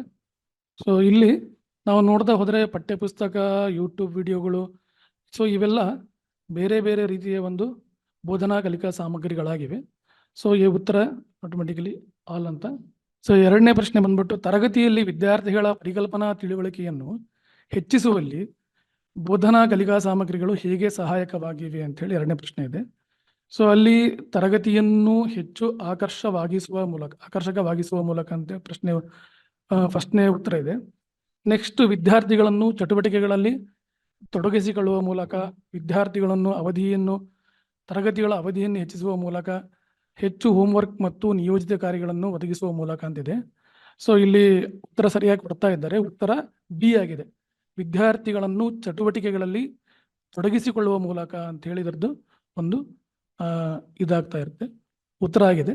ಸೊ ಈ ಎಲ್ಲ ಒಂದು ಪ್ರಶ್ನೆಗಳನ್ನು ನಾವು ಅಲ್ಲಿ ಚರ್ಚೆ ಮೂಲಕನೇ ಒಂದು ಆನ್ಸರನ್ನು ಹುಡುಕಾಗಿ ಅಲ್ಲಿ ಮಾಡಬೇಕು. ಪ್ರಶ್ನೆ 3 ಬಂದ್ಬಿಟ್ಟು ವಿದ್ಯಾರ್ಥಿಗಳು ಪ್ರಯೋಗಗಳನ್ನು ಮಾಡುವಂತೆ TLMಗಳು ಹೇಗೆ ಪ್ರೋತ್ಸಾಹಿಸುತ್ತವೆ ಅಂತ ಹೇಳಿ ಪ್ರಶ್ನೆ 3 ಇದೆ. ಇದಕ್ಕೆ 4 ಆನ್ಸರ್ ಈ ರೀತಿ ಇದೆ. TLMಗಳು ವಿದ್ಯಾರ್ಥಿಗಳ ಸಕ್ರಿಯ ಭಾಗವಹಿಸುವಿಕೆಯನ್ನು ಪ್ರೋತ್ಸಾಹಿಸುವುದಿಲ್ಲ. TLMಗಳು ಕೆಲವು ಕಾರ್ಯವಿಧಾನಗಳನ್ನು ಪುನರಾವರ್ತಿಸಲು ಮಾತ್ರ ಅನುಕೂಲಕರವಾಗಿರುತ್ತವೆ. TLMಗಳ ಬಳಕೆಗಿಂತ ಸಾಂಪ್ರದಾಯಿಕ ವಿಧಾನಗಳು ಹೆಚ್ಚು ಅನುಕೂಲಕರವಾಗಿರುತ್ತವೆ. TLMಗಳು ಪ್ರಯೋಗದಲ್ಲಿನ ಮಾನದಂಡಗಳನ್ನು ಬದಲಾಯಿಸಲು ಅನುಕೂಲಕರವಾಗಿರ್ತವೆ. ಇದಕ್ಕೆ ಆನ್ಸರ್ ಹೇಳ್ಬೋದಾ? 3D. ಸೊ ಇಲ್ಲಿ ನಾವು ಕೆಲವೊಂದು ಶಿಕ್ಷಕರು ಕೆಲವೊಂದು ಆಪ್ಷನ್ಗಳನ್ನು ಅವ್ರು ಹೇಳ್ಬೋದು. ಬಟ್ ಇಲ್ಲಿ ನಾವೇನು ಅವರಿಗೆ ಒಂದು ಚರ್ಚೆ ಯಾವ ದಿಕ್ಕಿನಲ್ಲಿ ಕೊಂಡೋಗ್ಬೇಕಂತಂದ್ರೆ TLMಗಳು ಪ್ರಯೋಗದಲ್ಲಿನ ಮಾನದಂಡಗಳನ್ನು ಬದಲಾಯಿಸಲು ಅನುಕೂಲಕರವಾಗಿರುತ್ತವೆ. ಅಂದರೆ ಒಂದು ಪ್ಯಾರಾಮೀಟರನ್ನು ನಾವು ಚೇಂಜ್ ಮಾಡಿ ಸೊ ಮಕ್ಕಳಿಗೆ ಇನ್ನೂ ಜಾಸ್ತಿ ಕಲೀಲಿಕ್ಕೆಯಲ್ಲಿ ಅವಕಾಶ ಮಾಡಿಕೊಡ್ತವೆ TLMಸ್ಗಳು ಅಂತ ಹೇಳಿ ಆ ದಿಕ್ಕಿನಲ್ಲಿ ನಾವು ಒಂದು ಚರ್ಚೆಯನ್ನು ಕೊಂಡೊಯ್ದು ಸೊ ಉತ್ತರವನ್ನು ಡಿ ಅಂತ ಹೇಳಿ ನಾವು ಇಲ್ಲಿ ಹೇಳ್ಬೋದು. ಅದೇ ರೀತಿಯಾಗಿ 4ನೇ ಪ್ರಶ್ನೆ, ಬೋಧನಾ ಕಲಿಕಾ ಸಾಮಗ್ರಿಗಳು ಅನುಭವಾತ್ಮಕ ಕಲಿಕೆಗೆ ಕೊಡುಗೆ ನೀಡುತ್ತವೆ ಎಂದು ನೀವು ಏಕೆ ಭಾವಿಸುತ್ತೀರಿ? ಸೊ TLMಗಳು ಪ್ರಯೋಗದ ಬುನಾದಿಯಾಗಿವೆ. ಅನುಭವಾತ್ಮಕ ಕಲಿಕೆಗಾಗಿ TLMಗಳ ಅಗತ್ಯವಿಲ್ಲ. ಸೊ ಇನ್ನೂ 2 ಈ ಥರ ಒಂದು ಉತ್ತರಗಳು ಬರ್ತಾ ಇವೆ. ಸೊ ಇದಕ್ಕೆ ಉತ್ತರ TLMಗಳು ಪ್ರಯೋಗದ ಬುನಾದಿಯಾಗಿವೆ ಅಂಥೇಳಿ ಉತ್ತರ ಇರುತ್ತೆ. ಅದೇ ರೀತಿಯಾಗಿ 5ನೇ ಪ್ರಶ್ನೆ, TLMಗಳನ್ನು ರಚಿಸುವಾಗ ಸಾಮಗ್ರಿಗಳ ವೆಚ್ಚವನ್ನು ಪರಿಗಣಿಸುವುದು ಎಷ್ಟು ಮುಖ್ಯ? ಸೊ ಇಲ್ಲಿ ನಾವು TLMಗಳ ಒಂದು ಪ್ರಿಪರೇಷನ್ ಕಾಸ್ಟ್ ಅದರ ಮೇಲೆ ಒಂದು ಪ್ರಶ್ನೆ ಕೇಳಿದ್ದೀವಿ. ಸೊ ಇಲ್ಲಿ ಉತ್ತರ ಏನಾಗಿರುತ್ತೆ ಅಂತಂದರೆ ಎ ಆಗಿರುತ್ತೆ. ಉತ್ತರ ಇಲ್ಲಿ ಎ ಆಗಿರುತ್ತೆ. ಯಾಕಂದರೆ ಬಹಳ ಮುಖ್ಯ. TLMಗಳು ಕೈಗೆಟಕುವ ದರದಲ್ಲಿದ್ದು ಎಲ್ಲ ಶಿಕ್ಷಕರಿಗೆ ಲಭ್ಯವಿರಬೇಕು ಅಂಥೇಳಿ ಒಂದು ಉತ್ತರ ಆಗಿರುತ್ತೆ. ನಂತರದ ರಸಪ್ರಶ್ನೆ ಕಾರ್ಯಕ್ರಮ ಅದು ಕ್ವಶನ್ಗಳು ಬರ್ತಾ ಇವೆ. ಈ ಕೆಳಗಿನವುಗಳಲ್ಲಿ ಯಾವುದು TLM ಆಗಿದೆ? ಸೊ ನಾವು ಪ್ರೀ DTಯಲ್ಲೂ ನೋಡಿದ್ದೀವಿ ಕ್ವಶನ್ನು. ಸೊ ಪಠ್ಯಪುಸ್ತಕ, ಯೂಟ್ಯೂಬ್ ವಿಡಿಯೋಗಳು, ಕಾರ್ಯಮಾದರಿಗಳು ಎಲ್ಲ ಸರಿಯಾದ ಒಂದು ಉತ್ತರಗಳೇ ಆಗಿವೆ ಇಲ್ಲಿ. ಈಗ ನೆಕ್ಸ್ಟ್ ಪ್ರಶ್ನೆ ಬಂದ್ಬಿಟ್ಟು ಪರಿಕಲ್ಪನಾ ತಿಳುವಳಿಕೆಯನ್ನು ಹೆಚ್ಚಿಸುವಲ್ಲಿ ಬೋಧನಾ ಕಲಿಕಾ ಸಾಮಗ್ರಿಗಳ ಪ್ರಮುಖ ಪಾತ್ರವೇನು? ಇದಕ್ಕೆ ಉತ್ತರ ಕೊಡಬೇಕಂತ ಹೇಳಿ ಕೇಳ್ಕೊತೀನಿ. ತರಗತಿಯನ್ನು ಆಕರ್ಷಕವಾಗಿ ಕಾಣುವಂತೆ ಮಾಡುವುದು, ಶಿಕ್ಷಕರ ಕೆಲಸದ ಹೊರೆಯನ್ನು ಕಡಿಮೆ ಮಾಡುವುದು, ಮೌಲ್ಯಮಾಪನಗಳ ಸಂಖ್ಯೆಯನ್ನು ಹೆಚ್ಚಿಸುವುದು, ವಿದ್ಯಾರ್ಥಿಗಳು ಅನುಭವಾತ್ಮಕವಾಗಿ ನಿರ್ವಹಿಸುವ ಚಟುವಟಿಕೆಗಳನ್ನು ಹೆಚ್ಚಿಸುವುದು. ಸೊ ಬಟ್ ಇಲ್ಲಿ ನಾವು ಕೆಲವೊಂದ್ಸರಿ ಏನು ಮಾಡಬೇಕಾಗುತ್ತಂದ್ರೆ ಇಲ್ಲಿ ಇನ್ನೊಂದು ನಮಗೆ ಆನ್ಸರು ಸರಿ ಅಂತ ಅನಿಸ್ಬೋದು. ಶಿಕ್ಷಕರ ಕೆಲಸದ ಹೊರೆಯನ್ನು ಕಡಿಮೆ ಮಾಡುವುದು ಇದು ಆಗಿರ್ತದೆ. ಬಟ್ ಯಾವಾಗ ಅಂತಂದ್ರೆ ಒಂದ್ಸರಿ ನಾವು TLMಗಳನ್ನು ಪ್ರಿಪೇರ್ ಮಾಡ್ಕೊಂಬಿಟ್ರೆ ಪ್ರಿಪೇರ್ ಮಾಡ್ಕೊಳ್ಳೋದು ಸ್ವಲ್ಪ ಒಂದು ಕೆಲಸ ಇರುತ್ತೆ. ಅದು ಒಂದ್ಸರಿ ಮಾಡ್ಕೊಂಬಿಟ್ರೆ ಈ TLMಗಳು ಶಿಕ್ಷಕರ ಕೆಲಸದ ಹೊರೆಯನ್ನು ಸಹ ನಿಧಾನವಾಗಿಯೂ ಕಡಿಮೆ ಮಾಡಿಬಿಡ್ತೇವೆ. ಸೊ ಅದನ್ನು ಒಂದು ಚರ್ಚೆಯ ಮುಖಾಂತರ ನಾವು ಇದನ್ನು ಡಿಸ್ಕಷನ್ ಮಾಡಬೇಕಾಗಿರುತ್ತೆ. ಆನ್ಸರ್ ವಿದ್ಯಾರ್ಥಿಗಳು ಅನುಭವಾತ್ಮಕವಾಗಿ ನಿರ್ವಹಿಸುವ ಚಟುವಟಿಕೆಗಳನ್ನು ಹೆಚ್ಚಿಸುವುದು ಆನ್ಸರ್ ಆಗಿರುತ್ತೆ ಇಲ್ಲಿ. ಸೊ TLMಗಳು ಮುಂದಿನ ಪ್ರಶ್ನೆ, TLMಗಳು ತರಗತಿಯಲ್ಲಿ ಸಕ್ರಿಯ ಪ್ರಯೋಗವನ್ನು ಹೇಗೆ ಸುಗಮಗೊಳಿಸುತ್ತವೆ ಅಂತ ಹೇಳಿ ಮುಂದಿನ ಪ್ರಶ್ನೆ ಇದೆ. ಇಲ್ಲಿ ಅದೇ 4 ಒಂದು ಆಪ್ಷನ್ ಕೊಟ್ಟಿದ್ದೇವೆ. ವಿದ್ಯಾರ್ಥಿಗಳು ವೀಕ್ಷಣೆಯ ಮೂಲಕವೇ ಕಲಿಯಬಹುದು. ಹಾಗಾಗಿ ಹೆಚ್ಚಿನ ಸಂದರ್ಭಗಳಲ್ಲಿ TLMಗಳ ಅಗತ್ಯವಿಲ್ಲ. ಸೊ ಇದನ್ನು ನಾವು ಚರ್ಚೆ ಮೂಲಕ ಉತ್ತರ ಸಿ ಆಗಿದೆ ಅಂತೇಳಿ ನಾವಲ್ಲಿ ಒಂದು ಆ ದಿಕ್ಕಿನಲ್ಲಿ ಒಂದು ಚರ್ಚೆಯನ್ನು ಕೊಂಡೋಗ್ಬೇಕಾಗತ್ತೆ. ಉತ್ತರ ಸರಿಯಾಗಿದೆ. ಉತ್ತರ ಸಿ ಆಗಿದೆ. TLMಗಳು ಪ್ರಯೋಗದ ವಿವಿಧ ಅಂಶಗಳ ಅನ್ವೇಷಣೆಗೆ ಅನುವು ಮಾಡಿಕೊಡುತ್ತವೆ. ಸೊ ಮಗು ಎಕ್ಸ್ಪ್ಲೋರ್ ಮಾಡಿಕೊಂಡು ತನ್ನಷ್ಟಕ್ಕೆ ತಾನೇ ಒಂದು ಜಾಸ್ತಿ ಅಂಶಗಳನ್ನು ಕಲ್ಕೊಂಡು ಅಲ್ಲಿ ಅದನ್ನು TLMಗಳನ್ನು ಯೂಸ್ ಮಾಡ್ಕೊಳ್ತಾ ಹೋಗುತ್ತೆ ಅಂತ ಹೇಳಿ ಹೇಳ್ಬೋದು. ಅದೇ ರೀತಿಯಾಗಿ ಮುಂದಿನ ಪ್ರಶ್ನೆ, ಅನುಭವಾತ್ಮಕ ಕಲಿಕಾ ವಿಧಾನದಲ್ಲಿ TLMಗಳ ಪಾತ್ರವೇನು ಅಂತ ಹೇಳಿ ಮುಂದಿನ ಪ್ರಶ್ನೆ ಇದೆ. ಉತ್ತರಗಳು ಈ ರೀತಿಯಾಗಿವೆ. ಉತ್ತರ ಕೊಡ್ಬೇಕಂತೇಳಿ ಕೇಳ್ಕೊತೀನಿ. TLMಗಳು ಕೆಲವು ಚಟುವಟಿಕೆಗಳಿಗೆ ಮಾತ್ರ ಸಹಾಯಕವಾಗಬಹುದು. ಆದರೆ ಇತರ ವಿಧಾನಗಳು ಇದಕ್ಕಿಂತ ಹೆಚ್ಚು ಪರಿಣಾಮಕಾರಿಯಾಗಿವೆ. ಅನುಭವಾತ್ಮಕ ಕಲಿಕೆಗೆ TLMಗಳ ಅವಶ್ಯಕತೆ ಇಲ್ಲ. ನಿತ್ಯ ಜೀವನದ ಅನುಭವಗಳು ಹೆಚ್ಚು ಮುಖ್ಯವಾಗಿವೆ ಅಂತೇಳಿ ಉತ್ತರ ಸರಿಯಾಗಿದೆ. ಉತ್ತರ ಸಿ ಆಗಿದೆ. ಚಟುವಟಿಕೆಗಳು ಮತ್ತು ಪ್ರಯೋಗಗಳನ್ನು ರಚಿಸಲು TLMಗಳು ಅತ್ಯಗತ್ಯವಾಗಿವೆ. ಇಲ್ಲಿ ನಾವು ಒಂದು ಆಪ್ಷನ್ಗಳನ್ನು ನೋಡ್ಕೊಂತ ಹೋದಾಗ ಅಲ್ಲಿ ನಮಗೆ ಕೆಲವೊಂದ್ಸರಿ ಡೌಟ್ ಬರ್ಬೋದು. ಅಂದರೆ ಯಾವುದು ಇಲ್ಲಿ ಬೆಸ್ಟ್ ಆನ್ಸರ್ ಅಂತ ಹೇಳಿ ಕೆಲವೊಂದ್ಸರಿ ನಾವು ಡಿಸೈಡ್ ಮಾಡಬೇಕಾಗುತ್ತೆ. ಸೊ ಆ ಬೆಸ್ಟ್ ಆನ್ಸರ್ ಇಲ್ಲಿ ಸಿ ಆಗಿದೆ. ಅದನ್ನು ನಾವು ಒಂದು ಡಿಸ್ಕಷನ್ ಮಾಡುವ ಮೂಲಕನೇ ಇದೇ ಬೆಸ್ಟ್ ಅಂತ ಹೇಳಿ ನಾವಲ್ಲಿ ಚರ್ಚೆ ಬರುವ ಹಾಗೆ ಒಂದು ಸೆಂಟರ್ಗಳಲ್ಲಿ ಮಾಡಬೇಕಾಗತ್ತೆ. ಸೊ ಉತ್ತರ 4ನೇ ಪ್ರಶ್ನೆಗೆ ಉತ್ತರ ಸಿ ಆಗಿದೆ. ಅದೇ ರೀತಿಯಾಗಿ 5ನೇ ಪ್ರಶ್ನೆ, ಸುಲಭವಾಗಿ ಲಭ್ಯವಿರುವ ಮತ್ತು ಕಡಿಮೆ ವೆಚ್ಚದ ಸಾಮಗ್ರಿಗಳನ್ನು ಬಳಸಿಕೊಂಡು TLMಗಳನ್ನು ಎಷ್ಟರ ಮಟ್ಟಿಗೆ ತಯಾರಿಸಬಹುದು? ಉತ್ತರ ಕೊಡಬಹುದಾ ಇದಕ್ಕೆ? ಉತ್ತರ ಸುಲಭವಾಗಿ ಲಭ್ಯವಿರುವ ಮತ್ತು ಕಡಿಮೆ ವೆಚ್ಚದ ಸಾಮಗ್ರಿಗಳನ್ನು ಬಳಸಿಕೊಂಡು TLMಗಳನ್ನು ಎಷ್ಟರ ಮಟ್ಟಿಗೆ ತಯಾರಿಸಬಹುದು? ಆಪ್ಷನ್ಗಳು ಈ ರೀತಿಯಾಗಿರುತ್ತವೆ. ಹೆಚ್ಚಿನ TLMಗಳನ್ನು ತಯಾರಿಸಲು ದುಬಾರಿ ಮತ್ತು ವಿಶೇಷ ಉಪಕರಣಗಳ ಅಗತ್ಯವಿರುತ್ತದೆ ಅಂತ ಹೇಳಿ ಒಂದು ಆಪ್ಷನ್ನು. ಕೆಲವು TLMಗಳನ್ನು ದೈನಂದಿನ ವಸ್ತುಗಳಿಂದ ತಯಾರಿಸಬಹುದು, ಆದರೆ ಎಲ್ಲವೂ ಅಲ್ಲ. ನೆಕ್ಸ್ಟ್ ಆಪ್ಷನ್, ಕಡಿಮೆ ವೆಚ್ಚದ ಸಾಮಗ್ರಿಗಳೊಂದಿಗೆ ಉತ್ತಮ TLMಗಳನ್ನು ರಚಿಸುವುದು ತುಂಬಾ ಕಷ್ಟ ಅಂತ ಹೇಳಿ ಒಂದು ಆಪ್ಷನ್ ಕೊಟ್ಟಿದ್ದೀವಿ. ಇಲ್ಲಿ ಆನ್ಸರ್ ಡಿ ಅಂತ ಹೇಳಿ ಸುಮಾರು ಜನ ಇಲ್ಲಿ ಉತ್ತರ ಡಿ ಆಗಿದೆ. ಇಲ್ಲಿ ಸರಿಯಾದ ಉತ್ತರ ಡಿ ಆಗಿದೆ. ಪರಿಣಾಮಕಾರಿ TLMಗಳನ್ನು ರಚಿಸಲು ಕಡಿಮೆ ವೆಚ್ಚದ ಸಾಮಗ್ರಿಗಳನ್ನು ಬಳಸಬಹುದು. ಸೊ ನಾವು ಎಲ್ಲ ಕಾನ್ಸೆಪ್ಟ್ಗಳಿಗೆ ಒಂದು ಲೋ ಕಾಸ್ಟ್ ಮಟೀರಿಯಲ್ನ ಯೂಸ್ ಮಾಡಿಕೊಂಡು ನಾವಿಲ್ಲಿ ಆಲ್ಮೋಸ್ಟ್ ಎಲ್ಲ ಕಾನ್ಸೆಪ್ಟ್ಗಳಿಗೂ ನಾವು TLMಗಳನ್ನು ರಚನೆ ಮಾಡ್ಕೊಬಹುದು ಅನ್ನೋದು ಇದಕ್ಕೆ ಉತ್ತರ ಆಗಿರುತ್ತೆ. ಇನ್ನು ಮುಂದಿನ ಪ್ರಶ್ನೆಗಳು ಇದು ಶಿಕ್ಷಕರ ವೈಯಕ್ತಿಕ ಮಟ್ಟದ್ದಾಗಿರುತ್ತೆ. ಅವರು ಅಲ್ಲೇ ಒಂದು ಉತ್ತರವನ್ನ ಕೊಡಬೇಕು. ಈ ಚರ್ಚೆಯಲ್ಲಿ ನಮ್ಮೊಟ್ಟಿಗೆ ಇವತ್ತು ಭಾಗವಹಿಸಿದಂತ ಮೊದಲಿಗೆ ಡಯಟ್ ಉಪನ್ಯಾಸಕರಾದ ನವೀನ್ ಸರ್ ಅವ್ರಿಗೆ ಧನ್ಯವಾದಗಳನ್ನು ತಿಳಿಸ್ತಾ, ಹಾಗೆ ಈ ಚರ್ಚೆಯಲ್ಲಿ ನಿಮ್ಮೆಲ್ಲರ ಭಾಗವಹಿಸಿಕೆ ತುಂಬಾ ಮುಖ್ಯ. ಎಲ್ರೂ ಸಕ್ರಿಯವಾಗಿ ಭಾಗವಹಿಸಿದ್ದಕ್ಕೆ ನಿಮ್ಗೆ ಧನ್ಯವಾದಗಳನ್ನು ತಿಳಿಸ್ತಾ, ಹಾಗೆ ಇವತ್ತಿನ ಪ್ರಸ್ತುತಿಪಡಿಸಿದ ಮಂಜುನಾಥ್ ಸರ್ ಮತ್ತೆ ಹಾಗೆ ಪವನ್ ಸರ್ ಅವ್ರಿಗೂ ಕೂಡ ಧನ್ಯವಾದಗಳನ್ನು ತಿಳಿಸ್ತಾ ನಾವು ಈ ಸೆಷನ್ ಅನ್ನ ಇಲ್ಲಿಗೆ ಎಂಡ್ ಮಾಡೋಣ. ಸತತವಾಗಿ 5 ಸಂಚಲನ ಸಭೆಗಳಲ್ಲಿ ನಮ್ಮೊಟ್ಟಿಗಿದ್ದು ಎಲ್ರು ಏನ್ ವಿಷಯ ಇಲ್ಲಿ ಕಾನ್ಸೆಪ್ಟ್ಸ್ ನ ತಗೊಂತೀವಿ ಅದನ್ನ ಟೀಚರ್ಸ್ಗೆ ಮುಟ್ಸೋಕೆ ನಿಮ್ಮ ಪ್ರಯತ್ನ ನಿಜವಾಗ್ಲೂ ತುಂಬಾ ಶ್ಲಾಘನೀಯವಾಗಿದೆ. ಯಾಕಂದ್ರೆ ನಾವು ಸ್ಕೂಲ್ಸ್ಗೆ ಹೋದಾಗ ಅಥವಾ ನಮ್ಮ ವಾಟ್ಸ್ಆಪ್ ಗ್ರೂಪ್ ಗಳಲ್ಲಿ ಟೀಚರ್ ಶೇರ್ ಮಾಡ್ತಾ ಇರೋ ವಿಡಿಯೋಸ್ ಅಂಡ್ ಫೋಟೋಸ್ ನ ನೋಡಿದ್ರೆ ನೀವು ಕೂಡ ಅವರಿಗೆ ಎಷ್ಟು ಮೋಟಿವೇಟ್ ಮಾಡಿದೀರಾ ಅನ್ನೋದನ್ನ ನಾವು ಸೆನ್ಸ್ ಮಾಡ್ತಾ ಇದೀವಿ. ಸೊ ಅದಕ್ಕೆ ನಿಮ್ಮೆಲ್ರಿಗೂ ನಮ್ಮ ಜಿಲ್ಲಾ ಶೈಕ್ಷಣಿಕ ಸಂವರ್ಧನಾ ಕಾರ್ಯಕ್ರಮದ ಪರವಾಗಿ ಹಾಗೆ CWC ಪರವಾಗಿ ಧನ್ಯವಾದಗಳನ್ನು ತಿಳಿಸ್ತಾ ಎಲ್ರೂ ಮತ್ತೊಮ್ಮೆ ಭೇಟಿ ಆಗೋಣ. ಧನ್ಯವಾದಗಳು.